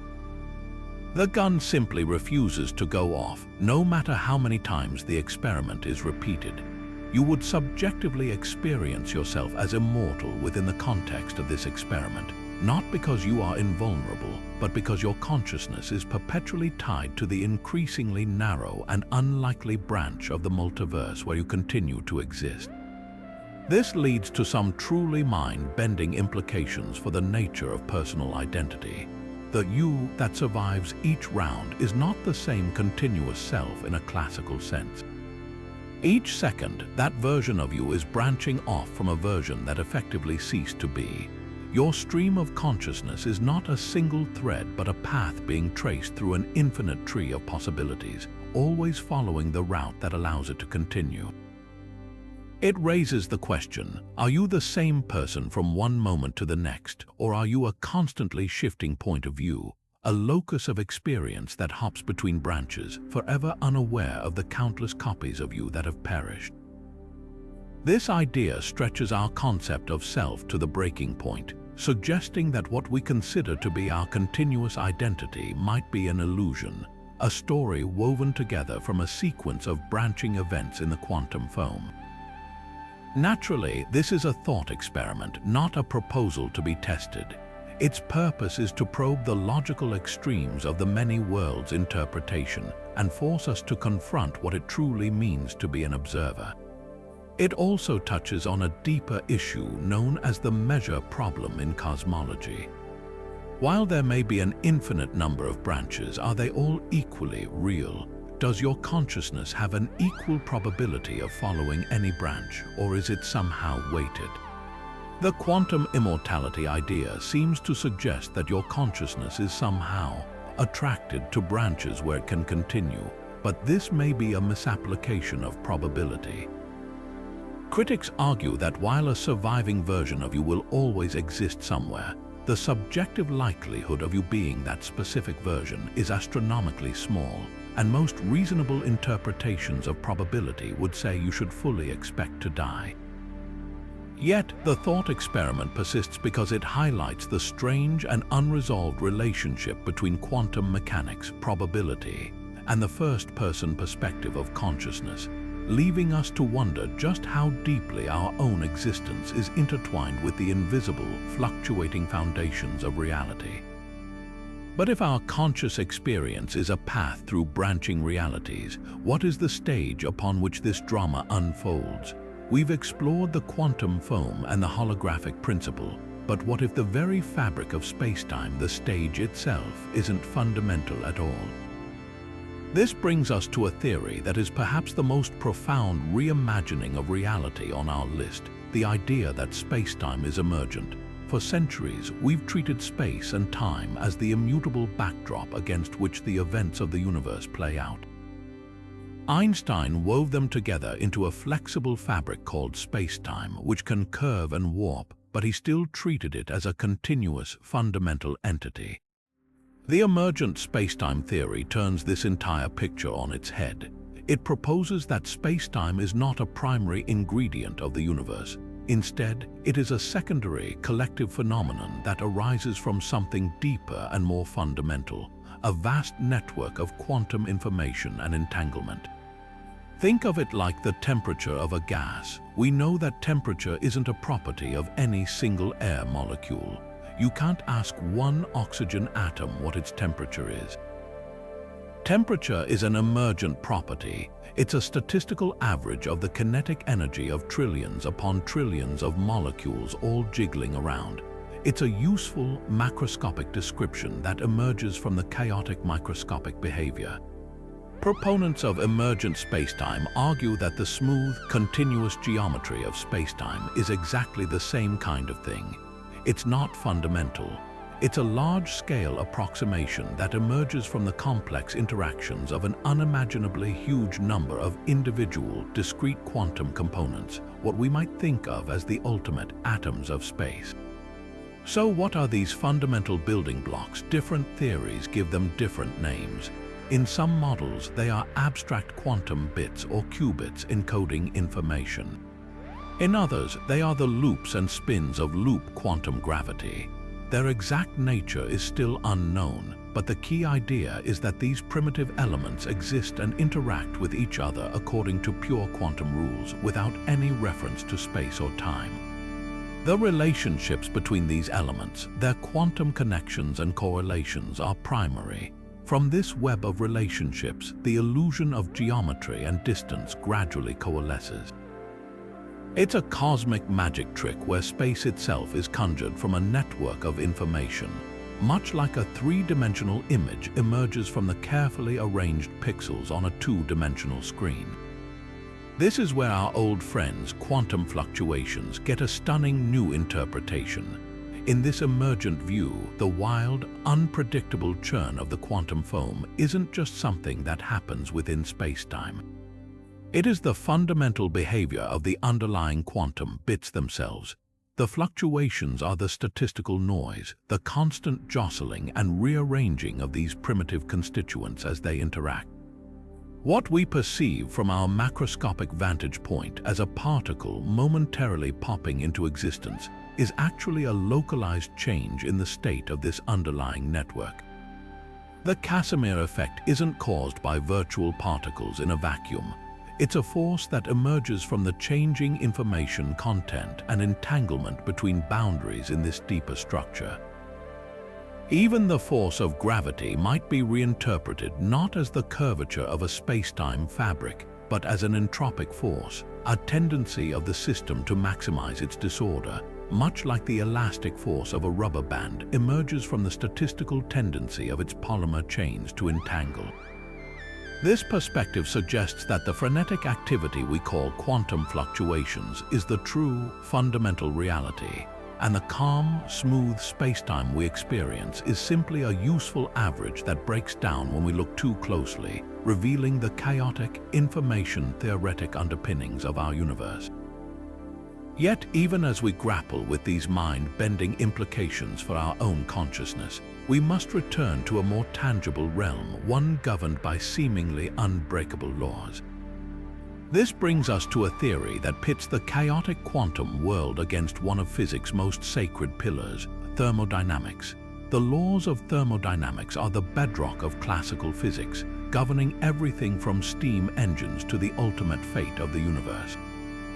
They tell us that energy is conserved, it can neither be created nor destroyed, and that disorder or entropy always increases in a closed system. These are not suggestions, they are considered inviolable. But the quantum world, with its inherent uncertainty, throws a fascinating wrench into this classical certainty. Quantum fluctuations present a profound challenge to these laws, suggesting that on the very smallest scales and the very shortest timescales, the universe might be playing by a different set of rules entirely. Let's start with the first law, the conservation of energy. As we've seen, the energy-time uncertainty principle creates a tiny but fundamental loophole. It allows for energy to be borrowed from the vacuum, seemingly out of nowhere, to create virtual particle pairs. For that fleeting instant before they annihilate, energy conservation appears to be violated. The universe operates on a line of credit, and the loan is due so quickly that it can never be called in arrears from a macroscopic perspective. This isn't a suggestion that the first law is wrong. Rather, it shows that energy conservation must be understood statistically and on average over time. The classical law is the smooth, large-scale average of a much wilder, probabilistic quantum reality where the books are never perfectly balanced at every single moment, but always settle up in the end. The challenge to the second law, the relentless increase of entropy, is even more intriguing. Entropy is a measure of disorder, and the second law states that the total entropy of a closed system can never decrease. It's the reason heat flows from hot to cold and why we remember the past but not the future. It defines the arrow of time. But if quantum fluctuations can temporarily create order from the chaos of the vacuum, could they locally and temporarily reverse the flow of entropy? Consider the spontaneous appearance of a virtual particle pair. For that infinitesimal moment, a highly ordered state, a specific particle, and its specific antiparticle has been created from the featureless vacuum. In a tiny, localized region, order has increased and entropy has effectively decreased. Of course, this is instantly corrected when the pair annihilates, but the brief flicker of violation is real. This has led to fascinating thought experiments like the famous Maxwell's demon, which could potentially use knowledge of quantum states to sort particles and reduce entropy. While a full-scale defeat of the second law remains impossible, these quantum effects show that the inevitable march toward disorder is not a smooth, deterministic slope, but a path punctuated by tiny, fleeting moments of rebellion where the quantum foam briefly stirs against the current. This potential for quantum systems to operate with a different thermodynamic rulebook might not just be a microscopic curiosity. Some scientists speculate it could be the secret behind one of life's greatest mysteries, its astounding efficiency. Biological systems routinely perform tasks that our best human-made machines can only dream of with far less energy. Think of the enzyme that catalyzes a specific reaction with near-perfect efficiency, or the photosynthetic process in plants that captures light energy with almost no loss. Classical biology struggles to fully explain this prowess. The emerging field of quantum biology investigates whether nature has learned to harness these quantum effects, including fluctuations, to operate beyond classical limits. The idea is that certain biological structures, like the intricate architecture of a protein or the carefully arranged chlorophyll molecules in a photosynthetic complex, might be perfectly engineered to protect and exploit delicate quantum states. They could act as a warm, wet, and surprisingly coherent quantum computer. In this scenario, a process like photosynthesis might involve a quantum superposition, where an energy packet, an exciton, doesn't just take one path through the complex to the reaction center where it's used. Instead, thanks to quantum coherence, it can explore all possible pathways simultaneously through a phenomenon called quantum walk, instantly finding the most efficient route. This isn't a slow, random search. It's an instantaneous quantum calculation that minimizes energy loss and maximizes efficiency. The random jostling of the environment, including quantum fluctuations, which would normally destroy such a delicate state, might actually be assisting the process in a delicate balance, a concept known as environmental assisted quantum transport.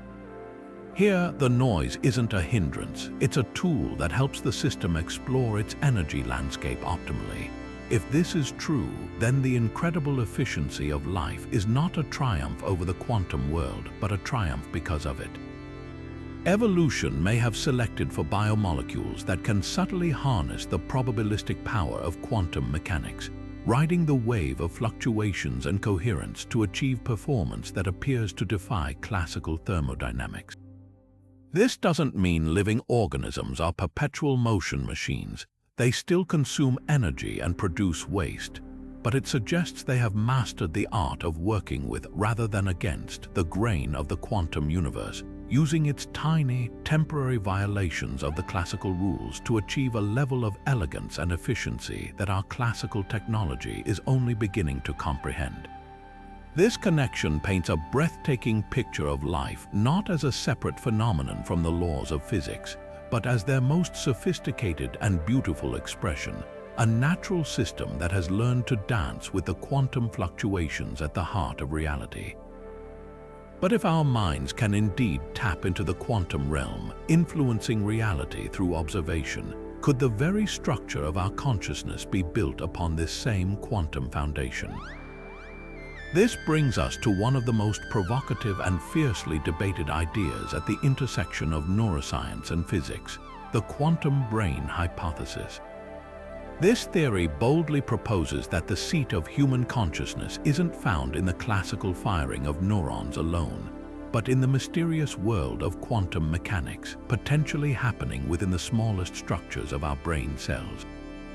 To understand this, we need to look inside a neuron. While we often picture these brain cells as simple wires that fire electrical signals, their internal structure is incredibly complex. Within each neuron exists an intricate cytoskeleton, a scaffolding made of proteins. A key part of this scaffolding is formed by structures called microtubules. These are tiny, hollow cylinders that act like the bones of the cell, providing structure and serving as highways for transporting vital materials. According to the quantum brain hypothesis, these microtubules are far more than just cellular infrastructure. They could be the most sophisticated quantum computers in the known universe. The leading theory proposing this mechanism is orchestrated objective reduction, or ORCH, developed by renowned physicist Sir Roger Penrose and anesthesiologist Stuart Hameroff. Their collaboration is a fascinating story in itself, uniting the abstract mathematics of spacetime with the practical, biological mystery of why anesthetic gases turn consciousness off. Penrose started from a profound physics problem. He was deeply troubled by the measurement problem in quantum mechanics, the question of why quantum superpositions collapse into a single definite state. He proposed that this collapse isn't triggered by a conscious observer, but is instead an objective process governed by gravity. In his view, a particle in superposition isn't just in two states mathematically. it is literally in two slightly different locations, creating a tiny, separated blister in the fabric of spacetime itself. This state is unstable, and the energy required to maintain this split reaches a point where it spontaneously collapses or reduces back to a single state. This is the objective reduction part. Now, for this to be the basis of consciousness, it needs to happen in a specific, organized way, thus the orchestrated part. This is where Hameroff's biology expertise came in. He proposed that microtubules are the perfect environment to host these quantum events. Their structured, lattice-like architecture could protect quantum states from the warm, wet, and chaotic environment of the brain, which would normally destroy quantum coherence almost instantly.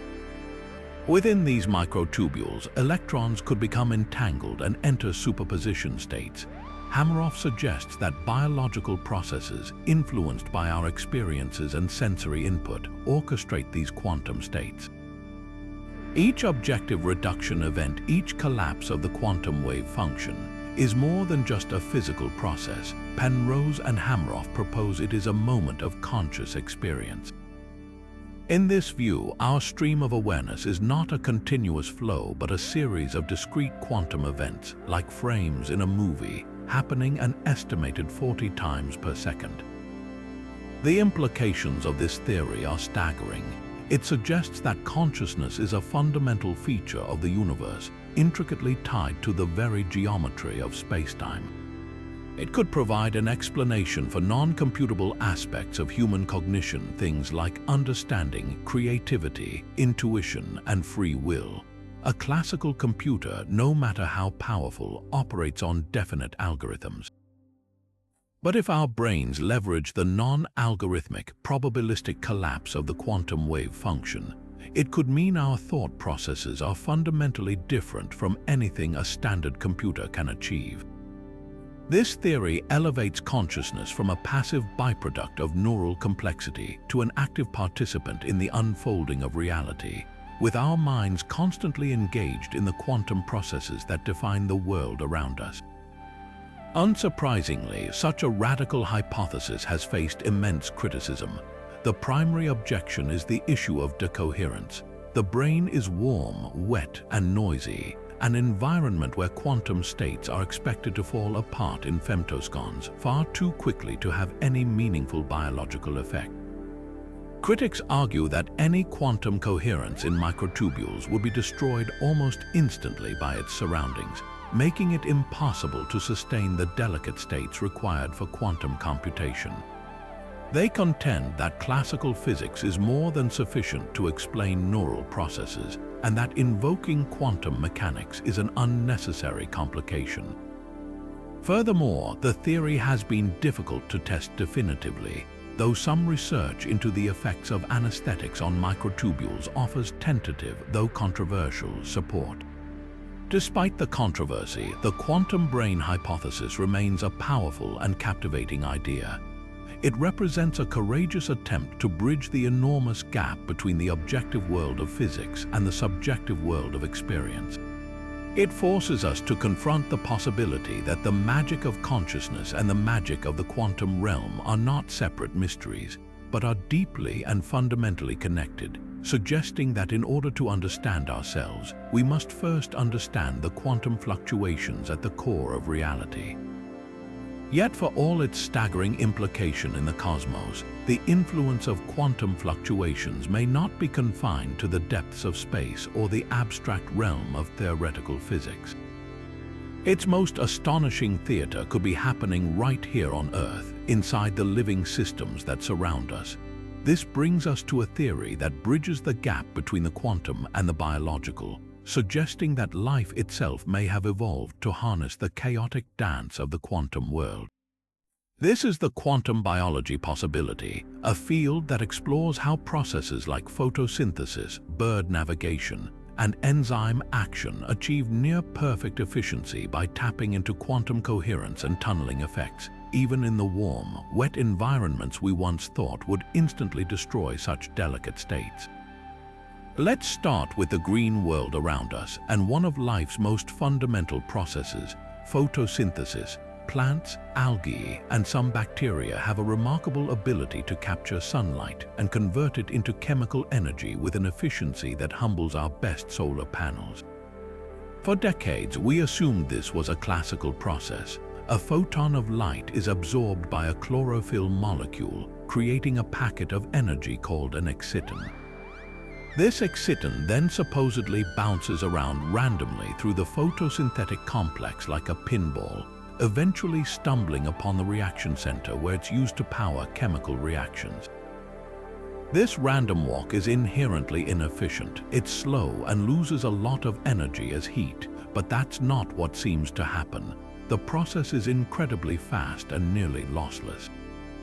The secret, it appears, is quantum mechanics. Experiments on photosynthetic complexes like those in green sulfur bacteria have revealed something extraordinary. The exciton doesn't take a single, random path. Thanks to quantum coherence, it exists in a superposition of states, effectively exploring all possible pathways to the reaction center simultaneously. It performs a quantum walk, instantly finding the most efficient route without any wasteful detours. This isn't a slow, haphazard search. It's an instantaneous, probabilistic calculation that minimizes energy loss. The truly baffling part is that this delicate quantum state is maintained in a warm, wet, and noisy cellular environment, the exact conditions physicists thought would destroy quantum coherence in femtosecond. It seems evolution has engineered these biological structures to protect these quantum states long enough for them to perform their miracle of efficiency, suggesting that life hasn't just overcome quantum noise, it has learned to use it. This mastery of quantum effects extends from the plant kingdom to the animal kingdom, solving another profound mystery. How do migratory birds navigate across thousands of miles of featureless ocean with such stunning accuracy? They can't be relying on sight or memory alone. The leading hypothesis points to a biological compass that is quantum mechanical in nature. The proposed mechanism involves a protein in the bird's retina called cryptochrome. When a photon of light hits this protein, it initiates a chemical reaction that creates a pair of molecules with unpaired electrons. These electrons are quantum entangled, meaning their spins are intimately linked regardless of distance. Here's where Earth's magnetic field comes in. The strength and inclination of the planet's magnetic field subtly influences the energy states of these entangled electron pairs. Depending on the angle of the field relative to the bird, it can affect the chemical outcome of the reaction involving these molecules. It's believed the bird can literally see these subtle quantum changes as variations in light or dark patterns overlaying its vision, creating a kind of heads-up display of the planet's magnetic field lines. This avian navigation system relies on a quantum phenomenon, spin entanglement, that we struggle to maintain for more than a fraction of a second in our most advanced super-cooled laboratories. Yet a robin or a reed warbler does it effortlessly inside its eye, using it as a built-in GPS for its incredible journeys. This suggests that quantum fluctuations and coherence aren't just laboratory curiosities. They are sensory tools that have been honed by evolution over millions of years. Perhaps the most widespread quantum trick in biology is one that happens inside virtually every cell in your body right now: enzyme catalysis. Enzymes are biological catalysts, the workhorses of biochemistry that speed up chemical reactions essential for life by mind-boggling factors. For a reaction to happen, molecules often need to overcome an energy barrier. Classically, we thought enzymes worked by physically grasping the reactant molecules and straining their bonds, making it easier for them to climb over that energy hill. But that explanation has never fully accounted for their incredible speed and specificity. The missing ingredient appears to be quantum tunneling. In the quantum world, a particle doesn't always need to go over an energy barrier. It can, with a certain probability, tunnel straight through it. This is especially relevant for the transfer of tiny particles like protons and electrons, which is at the heart of countless biochemical reactions. enzymes seem to be exquisitely structured to enhance this quantum tunneling effect. Their precise atomic arrangement doesn't just strain molecules, it creates the perfect geometric and electrical conditions to guide a proton along a path where its probability of tunneling is maximized. It's as if the enzyme is a master engineer, not just building a classical ramp but constructing a quantum shortcut through the mountain. This quantum facilitation allows reactions to happen at rates that would be impossible if they had to rely on classical thermal energy alone. The random jostling from the environment's quantum fluctuations, far from being a problem, becomes a vital resource that the enzyme harnesses to drive chemistry with breathtaking precision. The overarching implication of quantum biology is nothing short of revolutionary. It suggests that evolution has not been a passive process operating within classical constraints. Instead, it has been an active explorer of the quantum realm, discovering and exploiting its unique effects to build systems of unparalleled efficiency. Life isn't fighting against the chaotic buzz of quantum fluctuations. It is dancing with it, leveraging coherence, entanglement, and tunneling to perform feats that our classical understanding of physics cannot explain. This doesn't mean our bodies are macroscopic quantum objects. You are not in a quantum superposition. But it does mean that at the molecular machinery level where life truly operates, the boundary between the classical and quantum worlds is porous.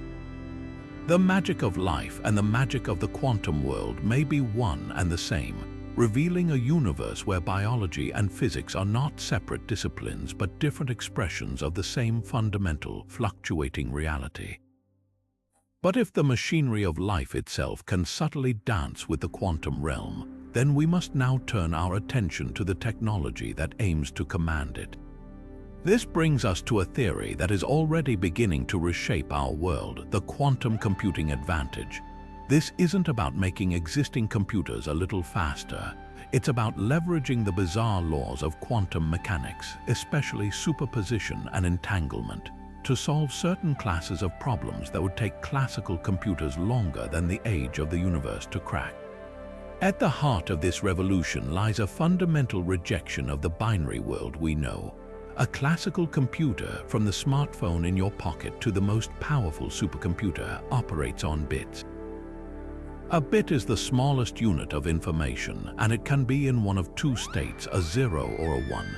Every calculation, every app, every video game is ultimately a complex sequence of these binary choices. A quantum computer, however, uses quantum bits or qubits. A qubit can also be a 0 or a 1, but here's the magical part. Thanks to the principle of superposition, it can be both a 0 and a 1 at the same time. It's not that we don't know which state it's in. It genuinely exists in a blend of both possibilities simultaneously. This is the quantum advantage in its purest form. Imagine you have two bits. They can represent four possible states, 0, 0, 0, 1, 10, or 11, but only one at a time. Two qubits, however, can represent all four of those states at once. As you add more qubits, this advantage grows exponentially. 3 qubits can represent 8 states simultaneously. 4 qubits can represent 16, and so on. A system with just 300 perfectly entangled qubits could, in theory, represent more states than there are atoms in the known universe. This parallel processing power is what gives quantum computers their potential for unimaginable speed on specific tasks. But superposition alone isn't enough. The real magic, the power that truly separates a quantum computer from just a very fast probabilistic one, is a phenomenon we've touched on before: entanglement. This is what Einstein famously called spooky action at a distance. When two qubits become entangled, they form a deep, intimate connection that transcends their physical separation. Their fates are linked. Measuring the state of one qubit will instantly determine the state of the other, no matter how far apart they are. In a quantum computer, entanglement allows qubits to work in a deeply coordinated way. They aren't just individual processors working on their own part of a problem. They are a single, interconnected system where the state of one directly influences the state of all the others. This enables a quantum computer to explore a vast landscape of potential solutions to a problem in a single, coherent step, weaving through possibilities in a way a classical machine, which must check each possibility one by one, could never match. So what kind of problems can this unique approach solve? One of the most famous algorithms developed by Peter Shaw targets the foundation of modern digital security, encryption. Much of our online security, from banking to private messages, relies on the fact that it is extremely difficult for a classical computer to factorize very large numbers into their prime factors. This is a one-way street. It's easy to multiply two large primes together, but excruciatingly hard to reverse the process. A classical computer would have to try almost every possible factor, a task that could take millennia for the large numbers used today. Shaw's algorithm, however, allows a quantum computer to use superposition and entanglement to find the periods of a mathematical function related to the number, effectively sidestepping the brute force approach. A sufficiently powerful quantum computer could break this encryption in a matter of hours or days, a development that would force a complete overhaul of global cybersecurity. On the flip side, quantum systems also offer the promise of new, unbreakable encryption methods based on the principles of quantum key distribution, where any attempt to eavesdrop would inevitably disturb the quantum state and alert the users. Beyond breaking codes, quantum computers promise to revolutionize fields like materials science and drug discovery. Simulating the behavior of a single molecule is incredibly hard for a classical computer because that molecule itself is a quantum system. Its electrons exist in a haze of probability, and accurately modeling all their possible interactions requires tracking an astronomical number of variables. A classical computer quickly becomes overwhelmed, but a quantum computer, itself a quantum system, can naturally mimic this behavior. By carefully tuning its qubits to represent the components of a molecule, it can act as a perfect quantum simulator. This could allow scientists to design entirely new materials with tailored properties, super-efficient batteries, room temperature superconductors, or lighter, stronger alloys for construction.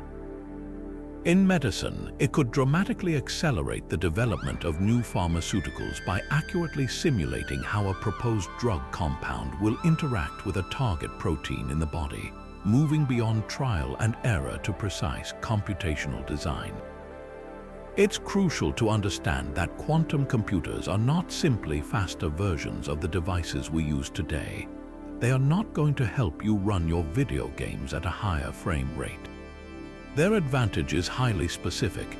They are like a master key that can unlock certain incredibly complex puzzles that are currently out of reach, while being completely useless for everyday tasks like browsing the web or writing a document.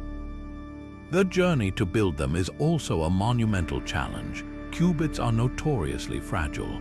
Their delicate quantum states, their superposition and entanglement, can be destroyed in an instant by the slightest interaction with the outside environment, a stray photon, a vibration, or a change in temperature.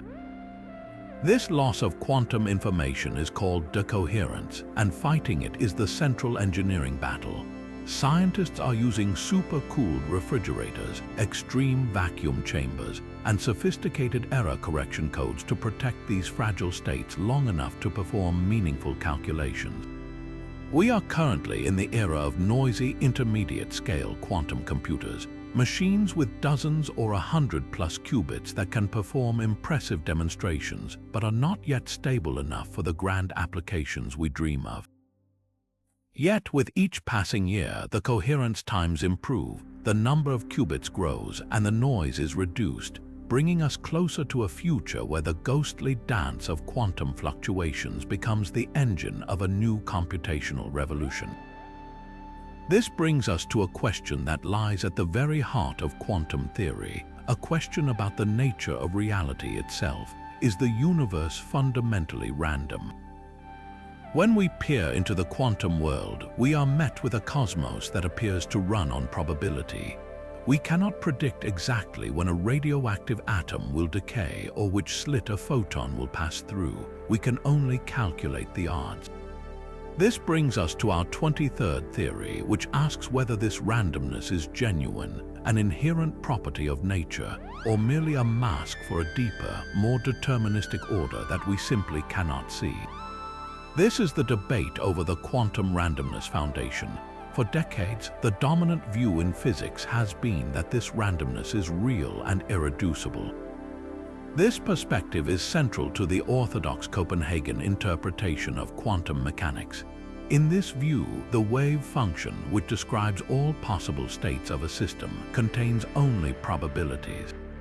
There is no deeper reality, no hidden clockwork beneath the surface.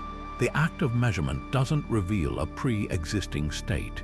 It literally forces the system to make a choice, and that choice is fundamentally unpredictable. The specific outcome of any single quantum event, like the decay of one particular atom, is not determined by any hidden factor. It is a genuine, brute fact of nature. This inherent randomness is what provides the seeds for the quantum fluctuations we've been exploring. The spontaneous appearance of virtual particles, the unpredictable timing of a radioactive decay. These are not signs of our ignorance, but a signature of how the universe works at its most fundamental level. The evidence for this inherent randomness is surprisingly strong and comes from a series of brilliant experiments designed to test the limits of quantum theory. These experiments are based on the work of physicist John Bell, who developed a way to test whether the probabilistic nature of quantum mechanics could be explained by so-called hidden variables, unknown factors that would determine a particle's behavior in a way that merely looks random to us. Bell devised a mathematical inequality that any local hidden variable theory must obey. Local here means that any influence determining a particle's state cannot travel faster than the speed of light, preserving cause and effect. Astonishingly, quantum mechanics predicts that this inequality should be violated. When scientists performed these Bell tests, and they have been done countless times with increasing precision, the results consistently and decisively violated Bell's inequality. The universe, it seems, does not play by the rules of a local, deterministic hidden variable theory. The correlations between entangled particles are too strong, too spooky, to be explained by any secret information shared between them at the time of their creation. The randomness appears to be genuine, a feature woven into the fabric of spacetime itself. Yet the human mind, wired for causality and pattern recognition, often rebels against the idea of true randomness. This has led to alternative interpretations that seek to restore a sense of determinism to the quantum world. The most famous of these is the pilot wave theory, originally proposed by Louis de Broglie and later developed by David Bohm. In this deterministic interpretation, particles are real and have definite positions at all times.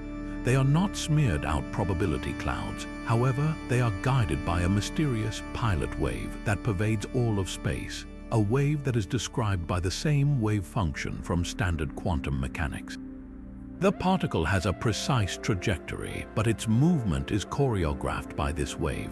The randomness we perceive is not in the laws of physics themselves, but in our ignorance of the initial starting conditions of every particle. If we could know the exact initial state of the entire universe with infinite precision, Bohmian mechanics suggests we could, in principle, predict every single quantum event with certainty. The probabilities are a practical limitation for us, not a fundamental feature of nature. While intellectually elegant, Bohm's pilot wave theory comes with its own conceptual baggage. It requires this non-local pilot wave that instantly influences particles regardless of distance, a feature that makes many physicists uncomfortable as it seems to violate the spirit, if not the letter, of Einstein's relativity. Furthermore, the theory is mathematically equivalent to standard quantum mechanics in its predictions. It doesn't give us any new experimental outcomes. It is, in a sense, a different way of telling the same story, one that trades inherent randomness for hidden variables and non-local connections. Other, more speculative theories propose that the apparent collapse of the wave function and its random outcome might be influenced by gravity or even by consciousness itself, as we've discussed, though these ideas remain firmly on the fringe of physics. The enduring appeal of these deterministic alternatives highlights a deep-seated desire for a universe that is ultimately knowable and predictable, even if that predictability is hidden behind a veil of incredible complexity. For now, the weight of experimental evidence leans heavily toward the Copenhagen view, suggesting that the universe does, in fact, contain an element of genuine, irreducible chance, making the quantum world a perpetual casino where the dice are truly rolled anew with every observation. But to truly grasp what these quantum fluctuations are, to move beyond the captivating analogies and into the heart of the matter, we need to explore the fundamental language the universe uses to describe itself. This brings us to our 24th theory, one that provides the mathematical bedrock for everything we've discussed, the quantum field theory framework. This is the grand, overarching architecture of modern physics, and it presents a vision of reality that is both more strange and more elegant than the particle-centric view we often hold. For centuries, we've thought of the universe as being made of tiny, indivisible particles, atoms, and then electrons, protons, and neutrons, and then even smaller quarks and leptons. It's an intuitive picture, the cosmos as a vast sea of microscopic billiard balls. Quantum field theory, or QFT, shatters this image completely. In this framework, the most fundamental ingredients of reality are not particles but fields. Imagine an invisible, ethereal entity that fills all of space at every single point in the universe.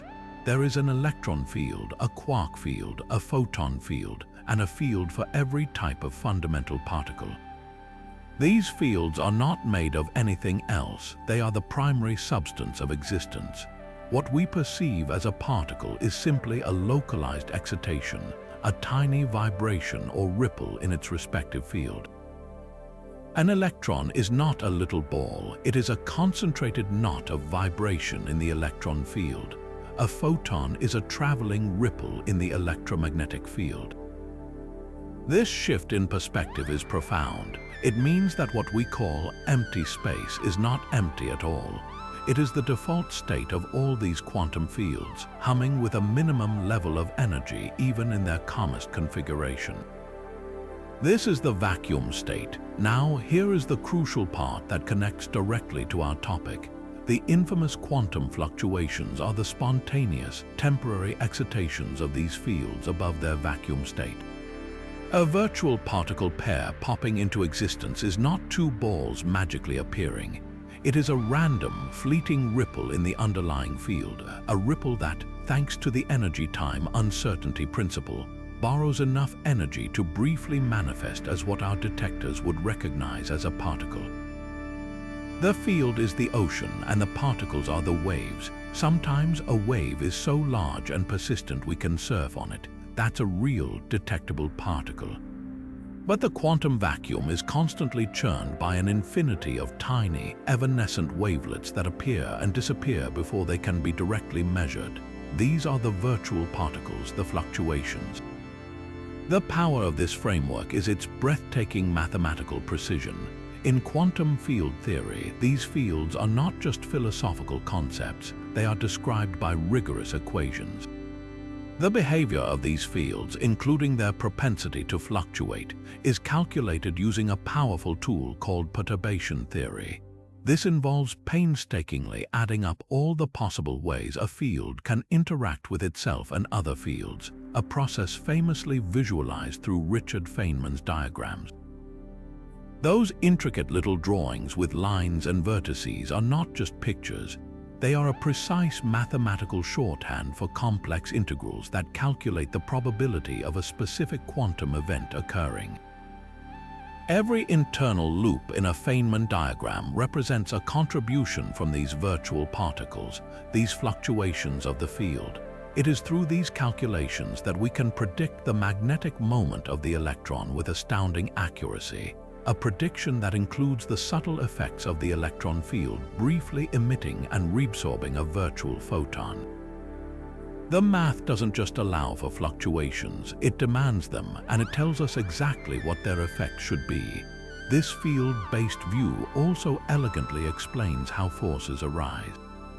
In the old particle view, we had to invent force-carrying particles like photons to explain how, for example, two electrons repel each other. It raised the question, how do they know to exchange that photon? In the quantum field theory view, the picture is much clearer. The two electrons are excitations in the electron field. Their presence disturbs the surrounding electromagnetic field. That disturbance propagates through the field as a wave, a photon which then interacts with the other electron. In this framework, forces are not about throwing particles back and forth. They are about the dynamic interaction between fields. The constant exchange of virtual photons is the electromagnetic field constantly adjusting and rippling in response to the charged particles within it. This perspective unifies all of particle physics under a single, magnificent umbrella, where the endless, dynamic dance of fields and their fluctuations is the source of all the complexity and structure we see in the universe, from the bonds between atoms to the very existence of light itself. But if the universe truly operates on a foundation of genuine randomness and interacting fields, how could we ever hope to harness such a chaotic system for something as precise as communication? This brings us to one of the most astonishing applications of quantum weirdness, a process that sounds like it's straight out of science fiction but is demonstrably real: quantum teleportation. This isn't about beaming people across space like in Star Trek. It's about the instant transfer of information, the quantum state of a particle from one location to another without that information ever physically traveling the distance between them. And at the very heart of this miraculous feat are the two quantum phenomena we've come to know so well: entanglement and the ever-present fluctuations of the quantum vacuum. To understand how this works, let's set the stage with our main characters. We need three particles. Let's call them Particle A, which holds the precious quantum information we want to teleport, perhaps its specific spin or polarization state. Then we have particles B and C, which are our quantum power couple. These two have been prepared in a special way so that they are deeply entangled, their fates linked across space. Particle B stays with the sender, let's call her Alice, while Particle C is sent far away to the receiver, Bob. Now, here's the crucial part. Because B and C are entangled, they share a single, unified quantum existence. What happens to one instantly influences the other, no matter how many light years separate them. This spooky connection is the quantum highway we'll use. The teleportation process begins with Alice performing a special joint measurement on her two particles. Particle A, which has the secret state, and Particle B, her half of the entangled pair. This isn't a simple measurement that just tells her a yes or no answer. It's a complex operation that inextricably links the quantum states of A and B together. However, because of the notorious randomness of quantum mechanics, this measurement doesn't reveal the secret state of A. In fact, it completely randomizes both A and B. But, and this is the beautiful part, this act of measurement has an instantaneous and predictable effect on Bob's particle, Particle C, thanks to the entanglement bridge. Alice's measurement forces Particle C into a new state that is directly related to the original state of Particle A. There's a catch, though. The change in Particle C isn't quite perfect yet. The randomness of Alice's measurement means that Bob's particle is now in one of four possible altered states. To complete the teleportation, Alice must now send Bob a simple, classical message: an email, a phone call, a radio signal telling him the specific outcome of her measurement. This message travels at most at the speed of light. Once Bob receives this 2-bit piece of classical information, he knows exactly which operation to perform on his particle, Particle C. With a simple adjustment, he can transform it into an exact, perfect replica of the original quantum state of particle A. The information has been teleported. The original particle A, its state now destroyed by Alice's measurement, no longer holds that information. It has been effectively moved to particle C with the help of entanglement and a little classical guidance.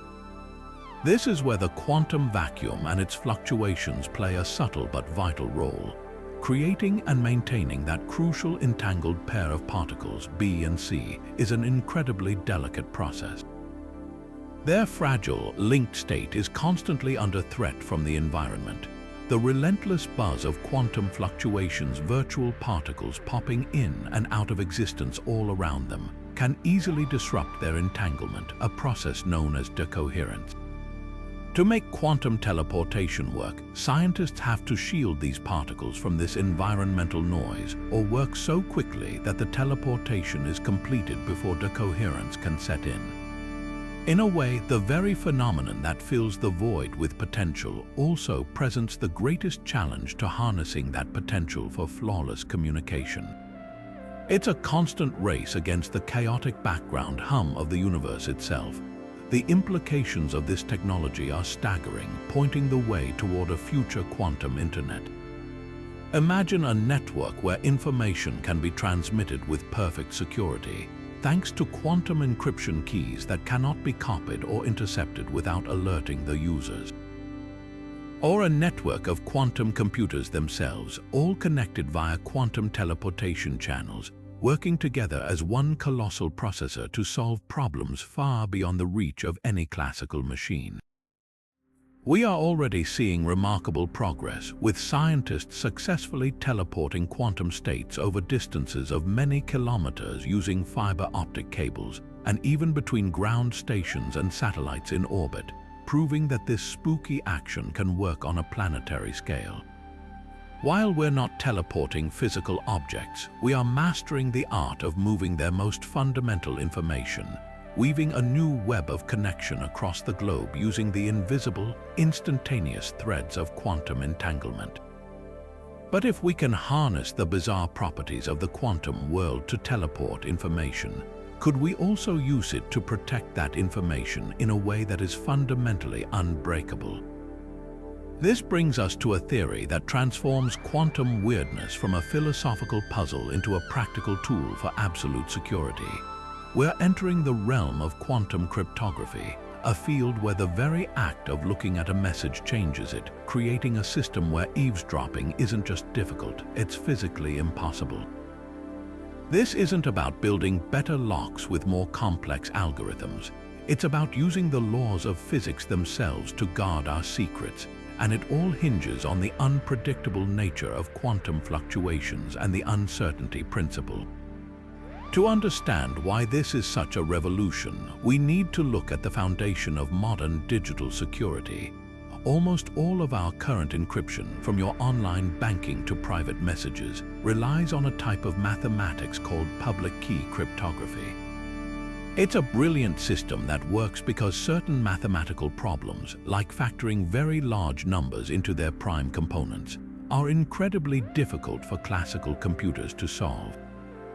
A classical computer is forced to try most possibilities one by one, a process that could take longer than the age of the universe for the massive numbers we use today.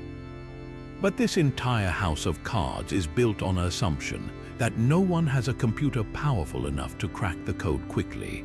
The development of quantum computers, with their ability to run algorithms like Shor's algorithm, threatens to shatter that assumption, rendering our current encryption methods obsolete. We need a new paradigm, one that is secure not because a math problem is hard, but because the laws of physics forbid the act of spying. That's exactly what quantum key distribution provides. The most famous and pioneering protocol is called BB84, named after its inventors Charles Bennett and Jules Brassard and the year they published it. The core idea is breathtakingly simple and ingenious. Instead of sending the encrypted message itself using quantum states, QKD is used to distribute a secret random key. This key is just a string of bits, zeros and ones that two parties, traditionally named Alice and Bob, will later use to encrypt and decrypt their actual message using a classical, unbreakable method called a one-time pad. The magic isn't in the message, but in how this key is sent and how any eavesdropper, Eve, is instantly revealed. Here's how it leverages quantum mechanics. Alice doesn't send the key bits as simple electrical or optical pulses representing 1 or 0. She encodes each bit into the quantum state of a single photon. And crucially, she doesn't use just one way to encode them. She randomly chooses between two different bases or frameworks for measuring the photon state. For analogy, imagine she's sending a message by holding a coin either heads up or tails up. But she randomly decides to sometimes hold the coin vertically and sometimes hold it horizontally. If Bob wants to read the message correctly, he has to know which way she was holding it. If he guesses the orientation correctly, if he measures in the same basis, he gets the right answer. If he guesses wrong, the result is completely random. He has a 50% chance of being wrong. This is where the uncertainty principle and the no-cloning theorem come in. The uncertainty principle states that you cannot simultaneously know certain pairs of a particle's properties with perfect accuracy. In this case, if you try to measure a photon's polarization in the wrong basis, you inevitably disturb its state. Eve, the eavesdropper, cannot simply copy the photon and forward a perfect duplicate to Bob because the no-cloning theorem of quantum mechanics forbids it. You cannot create an identical copy of an unknown quantum state, so Eve is forced to measure the photon herself to steal the information. But she has a problem. She doesn't know which basis Alice used. She has to guess. Half the time, she'll guess wrong. When she measures in the wrong basis, she randomly collapses the photon state into a new one and then has to send a new photon to Bob based on her flawed measurement. She has now introduced errors into the transmission. After sending all the photons, Alice and Bob then begin a public conversation over a classical channel that Eve can listen to but cannot alter. They talk only about the bases they used for each bit, not the bit values themselves. They discard all the bits where Bob measured using a different basis than Alice used. In a perfect, no eavesdropping world, the remaining bits where their bases matched should form a perfect secret key. But if Eve was listening, she will have disturbed a quarter of those photons on average. To check for her presence, Alice and Bob publicly compare a random subset of their key bits. If they find any discrepancies, they know the line was compromised and they simply discard the entire key and start over. If the samples match perfectly, they can be mathematically certain that the remainder of the key is secret and secure, and they use it to encrypt their message. The security doesn't rely on computational difficulty. It relies on a physical guarantee. Any attempt to observe the key in transit irrevocably alters it, leaving behind a forensic signature of the intrusion. This is the ultimate seal of privacy, enforced not by code but by cosmos. Now, let's explore a quantum paradox that turns the very act of observation into a tool of control, a phenomenon so counterintuitive it seems to defy logic. This is the quantum Zeno effect, named after the ancient Greek philosopher Zeno of Elea and his famous paradoxes about motion. Zeno argued that an arrow in flight could never actually reach its target because it must first travel half the distance, then half of the remaining distance, and so on ad infinitum, suggesting motion is an illusion. While classical physics easily debunks this, the quantum world delivers a stunning twist. If you watch a quantum system closely enough, you can actually freeze it in place, preventing it from changing. It's the ultimate case where a watched pot not only never boils, but physically cannot boil. To understand how this works, we need to revisit the quantum measurement problem.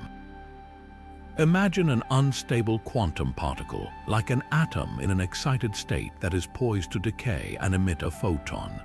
Left to its own devices, its probability of decaying increases smoothly over time. But in the quantum realm, observation isn't a passive act, it's an aggressive intervention. Every time we measure the system to see if it has decayed, we force its wave function to collapse. We ask it a yes or no question. Are you still in the excited state? And in that instant, it must choose an answer. If the answer is yes, the wave function resets. The particle is projected back into its initial state, and its evolutionary clock is effectively restarted. It's like constantly asking a student if they've finished their exam yet. The constant interruptions prevent them from ever making progress. The key to the effect is the frequency of these observations.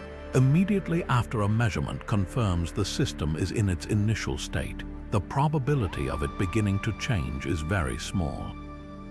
It needs a little uninterrupted time to evolve. If you measure it again an incredibly short time later, you're highly likely to find it still unchanged and you force another reset. By repeatedly and rapidly measuring the system, you never give it the chance to build up any significant probability of transitioning to a different state. You've effectively trapped it in a quantum version of Groundhog Day, forever reset to the same starting point by your relentless gaze. The system is paralyzed by perpetual observation. This isn't just a theoretical curiosity, it has been demonstrated in laboratories. In a landmark experiment, researchers used a laser to constantly probe the state of atoms being driven to transition between energy levels. The more frequently they measured the atoms, the slower the transition process became. With rapid enough pulses of light, they could virtually freeze the atoms in their original state, confirming that the act of measurement itself has a profound and controllable effect on quantum dynamics. The implications are staggering, suggesting that reality at its smallest scales is not a continuous flow but a series of discrete jumps that can be halted by a sufficiently attentive observer. This leads us to a profound and almost philosophical question. Could this effect be scaled up? Could constant observation prevent macroscopic change? While the sheer complexity and constant environmental measurement of large objects make this practically impossible for something like a pot of water, the principle remains. The quantum Zeno effect blurs the line between the observer and the participant, painting a universe where our interaction with it is not a detached viewing but an integral part of its behavior. A universe where watching is a form of doing and attention itself becomes a physical force. From the bizarre world of observation and paralysis, we now journey into a realm that feels like it was lifted directly from a fantasy novel. This is the quantum Cheshire Cat effect, a phenomenon so strange it seems to defy the very notion of what an object is. Just as the grinning cat in Alice's Adventures in Wonderland could separate its smile from its body, quantum mechanics allows a particle's properties like its spin or its polarization to seemingly detach from the particle itself and exist independently in space. It's a concept that stretches our classical intuition to the breaking point, forcing us to ask, what exactly is a thing if its defining characteristics can wander off on their own? The effect was first proposed in a thought experiment by Yakir Aharonov and his colleagues, building on the foundations of weak measurement, a delicate technique for probing a quantum system without fully collapsing its wave function. The classic setup involves a beam of particles, say neutrons, sent through an interferometer, which is a device that splits and then recombines their path. Imagine we want to see if we can separate a neutron from its magnetic spin. We can arrange the experiment so that neutrons taking one path have their spin flipped, while those on the other path do not. Here's where the quantum magic happens. By carefully arranging the experiment and using a series of subtle, weak measurements, researchers can seemingly find evidence of the neutron's spin property in a place where the neutron itself has a 0% probability of being. It's as if the grin is hanging in the air, smiling all on its own long after the cat has vanished. This isn't a party trick or a mathematical illusion. It's been confirmed in laboratory experiments using photons. Scientists have successfully managed to measure the polarization of a photon in a location where the photon itself was not present. how is such a baffling feat possible? The answer, once again, lies in the fundamental principles of quantum superposition and the ever-present buzz of quantum fluctuations that define the vacuum.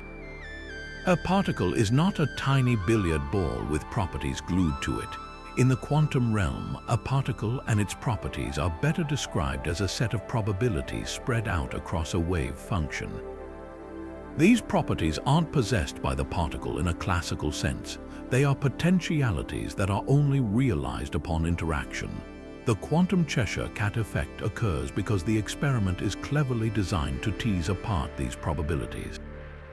It filters and correlates the outcomes in such a way that the information about a property is gathered from an ensemble of particles in a location where the probability of finding the actual particle is zero.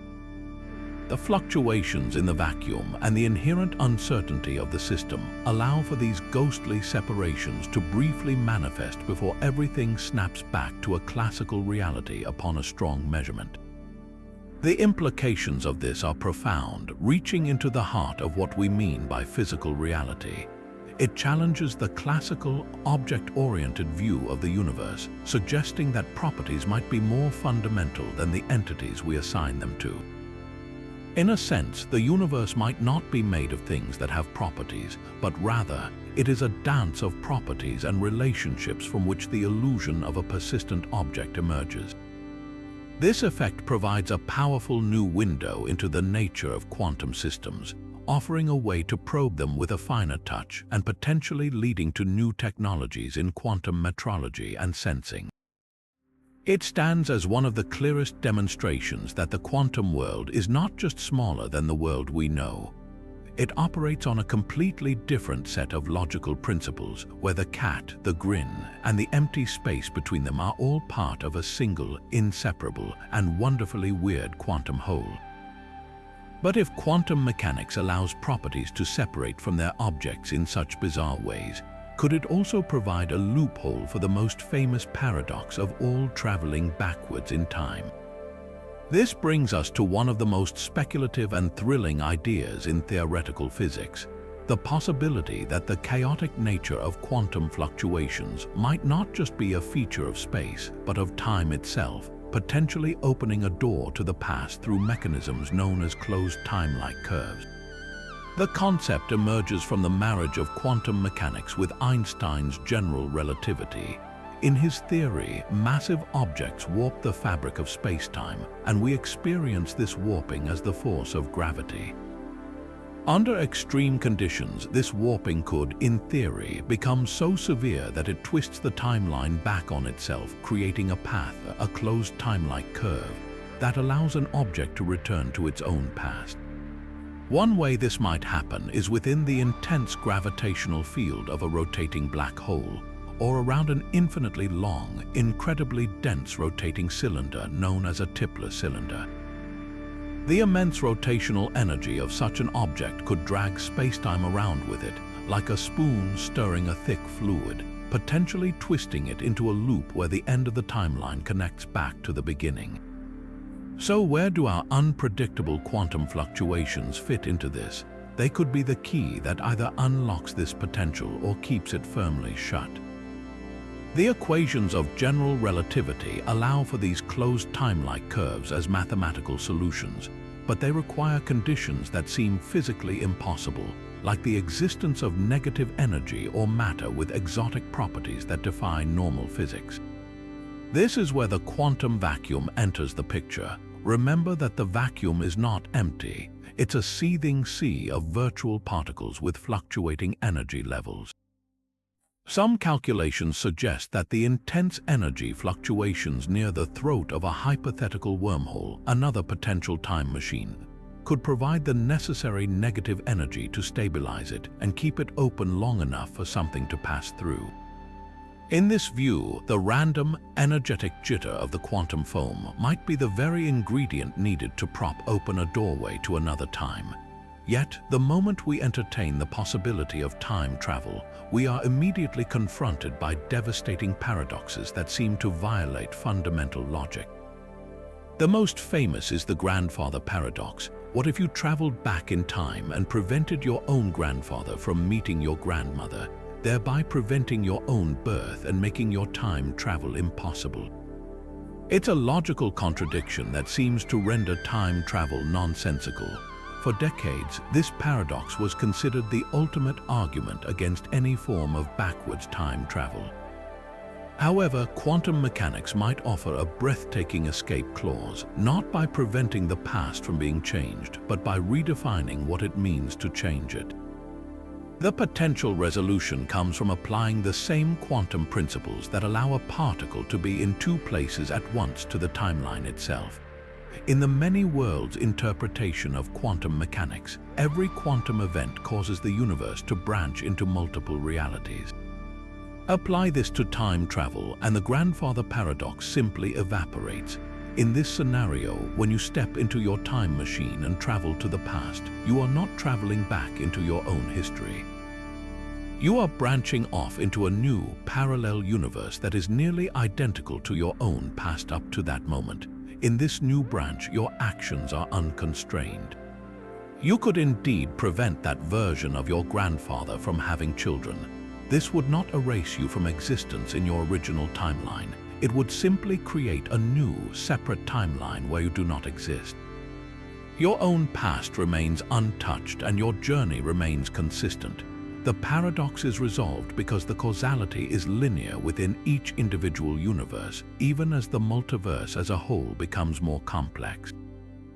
Another fascinating quantum resolution is based on the inherent randomness we find at the subatomic level.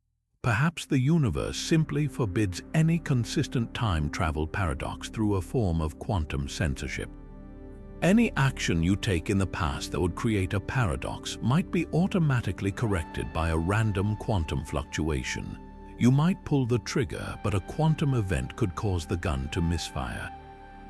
Every potentially paradoxical action would be thwarted by a seemingly random, statistically miraculous event that ensures history remains consistent.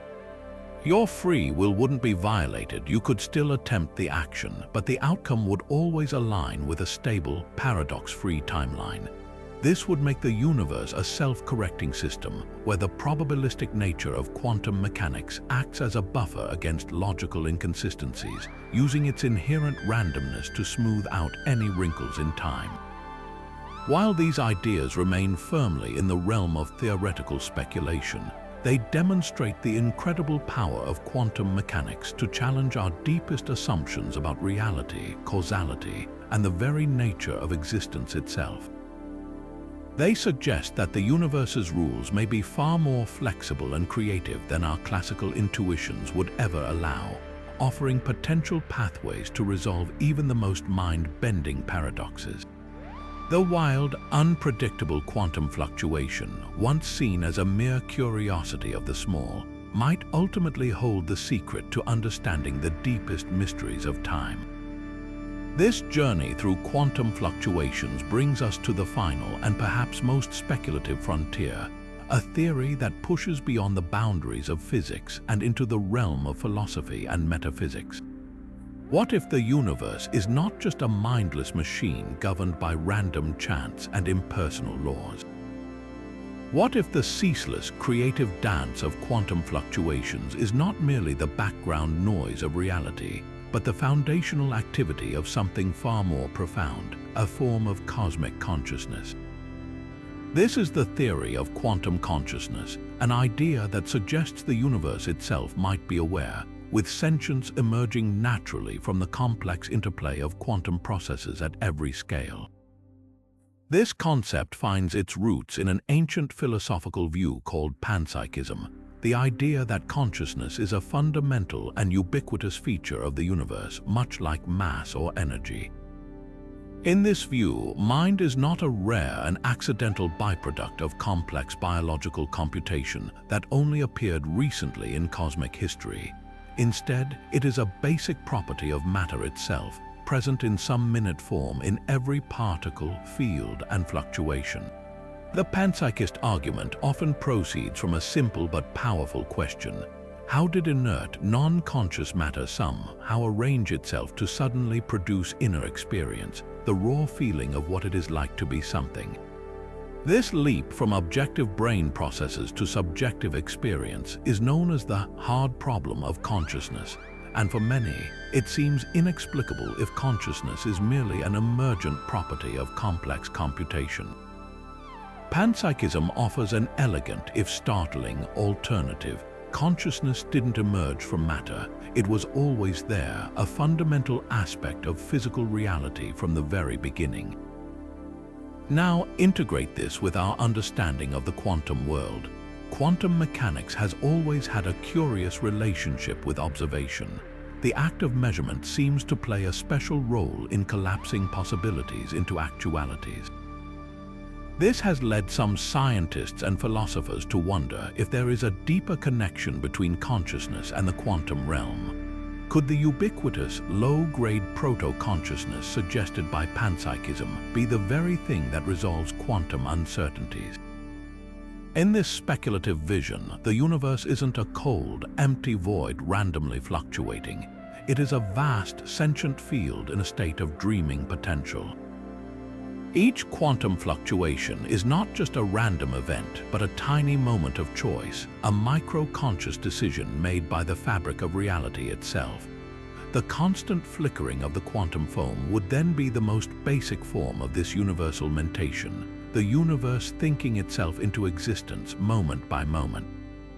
This isn't a single, giant mind, but a cosmos where consciousness is decentralized and scale-dependent, with simpler systems possessing a simpler, more rudimentary form of experience, and complex systems like human brains acting as organizing nodes that amplify and unify these tiny whispers of awareness into the rich stream of thought we each possess. The implications of this idea are nothing short of breathtaking. It would mean that the universe is not purposeless. The evolution of complexity, from the first stars forging heavy elements to the emergence of life and self-reflective beings, could be seen as the universe gradually waking up, becoming more and more aware of itself through us and other potential conscious entities. We would not be insignificant accidents in a vast, indifferent cosmos. We would be the universe's way of knowing itself, the means by which the cosmos experiences beauty, contemplates its own origins, and feels wonder. Our own inner world of thought, emotion, and curiosity would be a localized flowering of a quality that is latent throughout all of nature. This perspective offers a powerful sense of cosmic meaning, suggesting that our quest for understanding is not a lonely human endeavor, but a fundamental impulse of a conscious universe seeking to comprehend its own existence. While this theory remains highly speculative and far outside the mainstream of physics, it challenges us to consider the most profound possibility of all, that the magic we've been exploring in the quantum foam is not just the engine of reality, but the very mind of the cosmos. So as we reach the end of our journey through these 30 theories, a breathtaking tapestry comes into view, revealing that quantum fluctuations are far more than a curious subatomic footnote. They are, in fact, perhaps the most profound and active feature of reality itself, the invisible engine humming beneath the surface of everything. From the frantic dance of virtual particles at the Planck scale to the majestic architecture of galaxy clusters stretching across the cosmos, these tiny ripples of possibility form a continuous, unbroken thread. They are the cosmic seeds from which stars, planets, and ultimately ourselves have grown. The universe did not arise from a static, silent void, but from a vibrant, dynamic vacuum fizzing with potential, a creative chaos that is the true origin of all we see and are. This realization fundamentally transforms our understanding of nothing. True nothingness, it turns out, is not a state that the universe can sustain. The void is not empty, it is a seething ocean of energy, a canvas upon which particles and forces constantly flicker in and out of existence. The very fact that you exist to ponder this mystery is a testament to that creative potential. Every atom in your body was forged in the heart of a star, and the gravitational collapse that ignited that star was likely triggered by an infinitesimally small density variation. a quantum fluctuation stretched to cosmic proportions during the universe's first inflationary moments. You are not just a passive observer of this quantum reality. You are a product of it, a walking, talking testament to the universe's inherent tendency to generate something from what we once thought of as nothing.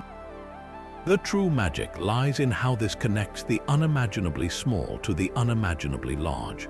A random, uncertain event occurring in a volume of space a trillionth of a trillionth the size of an atomic nucleus, when magnified by the violent expansion of the infant cosmos, becomes the gravitational seed for a future galaxy containing billions of stars. The quantum and the cosmic are not separate realms. They are intimately, inseparably linked. The same principles that govern the behavior of a single electron also dictate the fate and form of the entire universe. This is the grand, unifying lesson these theories impart. Reality is a single, interconnected whole, with quantum fluctuations acting as the fundamental language spoken from the microcosm to the macrocosm. Ultimately, this journey leaves us with a mind-expanding new perspective. The solid, predictable world we experience in our daily lives is but a stable average, a calm surface hiding a deep and turbulent quantum ocean. Emptiness is an illusion. Every cubic centimeter of space around you, the very air between your hands, is teeming with a whirlwind of spontaneous creation and annihilation. It is a universe that is inherently creative, probabilistic, and alive with potential at its very core. The next time you look up at the night sky, remember that you are not looking out into a cold, dead void. You are gazing into a dynamic, fluctuating arena, the same creative nothingness that, against all odds, once dreamed everything into being, including the consciousness now wondering at its own origins. But if these quantum theories can rewrite our understanding of reality itself, what practical magic might they unlock for our future? The same seething vacuum energy that threatens to tear the cosmos apart could one day become the engine for technologies that sound like pure science fiction. Imagine a spacecraft not propelled by burning fuel, but by manipulating the very structure of spacetime. The theoretical concept for a warp drive, once confined to Star Trek, is now a serious topic of study for physicists. The idea hinges on creating a bubble of expanded spacetime behind a ship and a region of compressed spacetime in front of it. Within this bubble, the ship itself wouldn't move. The space around it would flow, effectively allowing it to ride a wave of distorted geometry at velocities that could exceed the speed of light without violating relativity. The catch: this requires a form of matter with negative energy density to stabilize the warp bubble. While classical physics says this is impossible, the quantum vacuum with its fluctuating negative pressures might just provide the key. We're not building a starship tomorrow, but this line of inquiry transforms a fantasy into a formidable physics problem, pushing our understanding of general relativity and quantum field theory to their absolute limits. Perhaps even more tantalizing is the dream of harnessing the vacuum's boundless energy. The concept of extracting usable power from empty space, often called zero-point energy, is the ultimate free lunch. The Casimir effect proves this energy is real and exerts a physical force. The challenge is monumental. The energy is everywhere, but it's like trying to harness the random jiggling of individual air molecules to power a car. To extract net energy, you would need to create an asymmetry, a kind of quantum ratchet that allows you to capture the energy of these fluctuations in one direction. Some speculative theories suggest engineered nanomaterials with resonant cavities could one day achieve this, effectively acting as a filter that turns the chaotic buzz of the quantum foam into a directed flow of power. While a practical vacuum energy generator remains a distant dream, the pursuit is already yielding dividends in materials science and our understanding of nanoscale forces, proving that even our most ambitious questions can lead to unexpected, tangible breakthroughs. The implications might even extend inward to the very nature of our own minds. If theories like orchestrated objective reduction hold water, and consciousness is indeed rooted in quantum processes within the brain's microstructure, then a staggering possibility emerges: consciousness uploading. The idea of transferring a mind to a synthetic substrate moves from the realm of cyberpunk fantasy into a complex problem of quantum information theory. It wouldn't be a simple copy-paste of data. It would require a flawless transfer of a delicate quantum state, preserving the intricate coherence and entanglement that, in this view, constitutes the self. This wouldn't just require technology far beyond our current capabilities. It would demand a fundamental understanding of how quantum information manifests as subjective experience. The obstacles are, to put it mildly, astronomical, but the very fact that such a discussion can be grounded in theoretical physics rather than pure philosophy marks a profound shift in how we contemplate the future of intelligence and identity. These are not just thought experiments for isolated theorists in ivory towers. They are the focus of intense international research. At facilities like CERN, the Large Hadron Collider isn't just smashing protons to find new particles. It is creating conditions of immense energy density that allow us to probe the nature of the quantum vacuum and test the stability of the Higgs field. By slamming particles together at nearly the speed of light, we are, in a sense, stirring the quantum foam with unimaginable force, looking for any cracks in our understanding or hints of new physics that could resolve the vacuum catastrophe. Other experiments are searching for direct evidence of actions, hypothetical particles that could be both the elusive dark matter and a key to understanding the symmetry of the vacuum. Every time a new particle accelerator is planned or a deeper underground detector is built, we are investing in this grand exploration of nothingness. We are testing these wild theories not with mere equations, but with colossal machines, pushing the boundaries of engineering to answer the most fundamental questions about the fabric of reality. The answers we find may not give us warp drive next year, but they will undoubtedly deepen our understanding of the universe and, in doing so, reveal new possibilities for our species that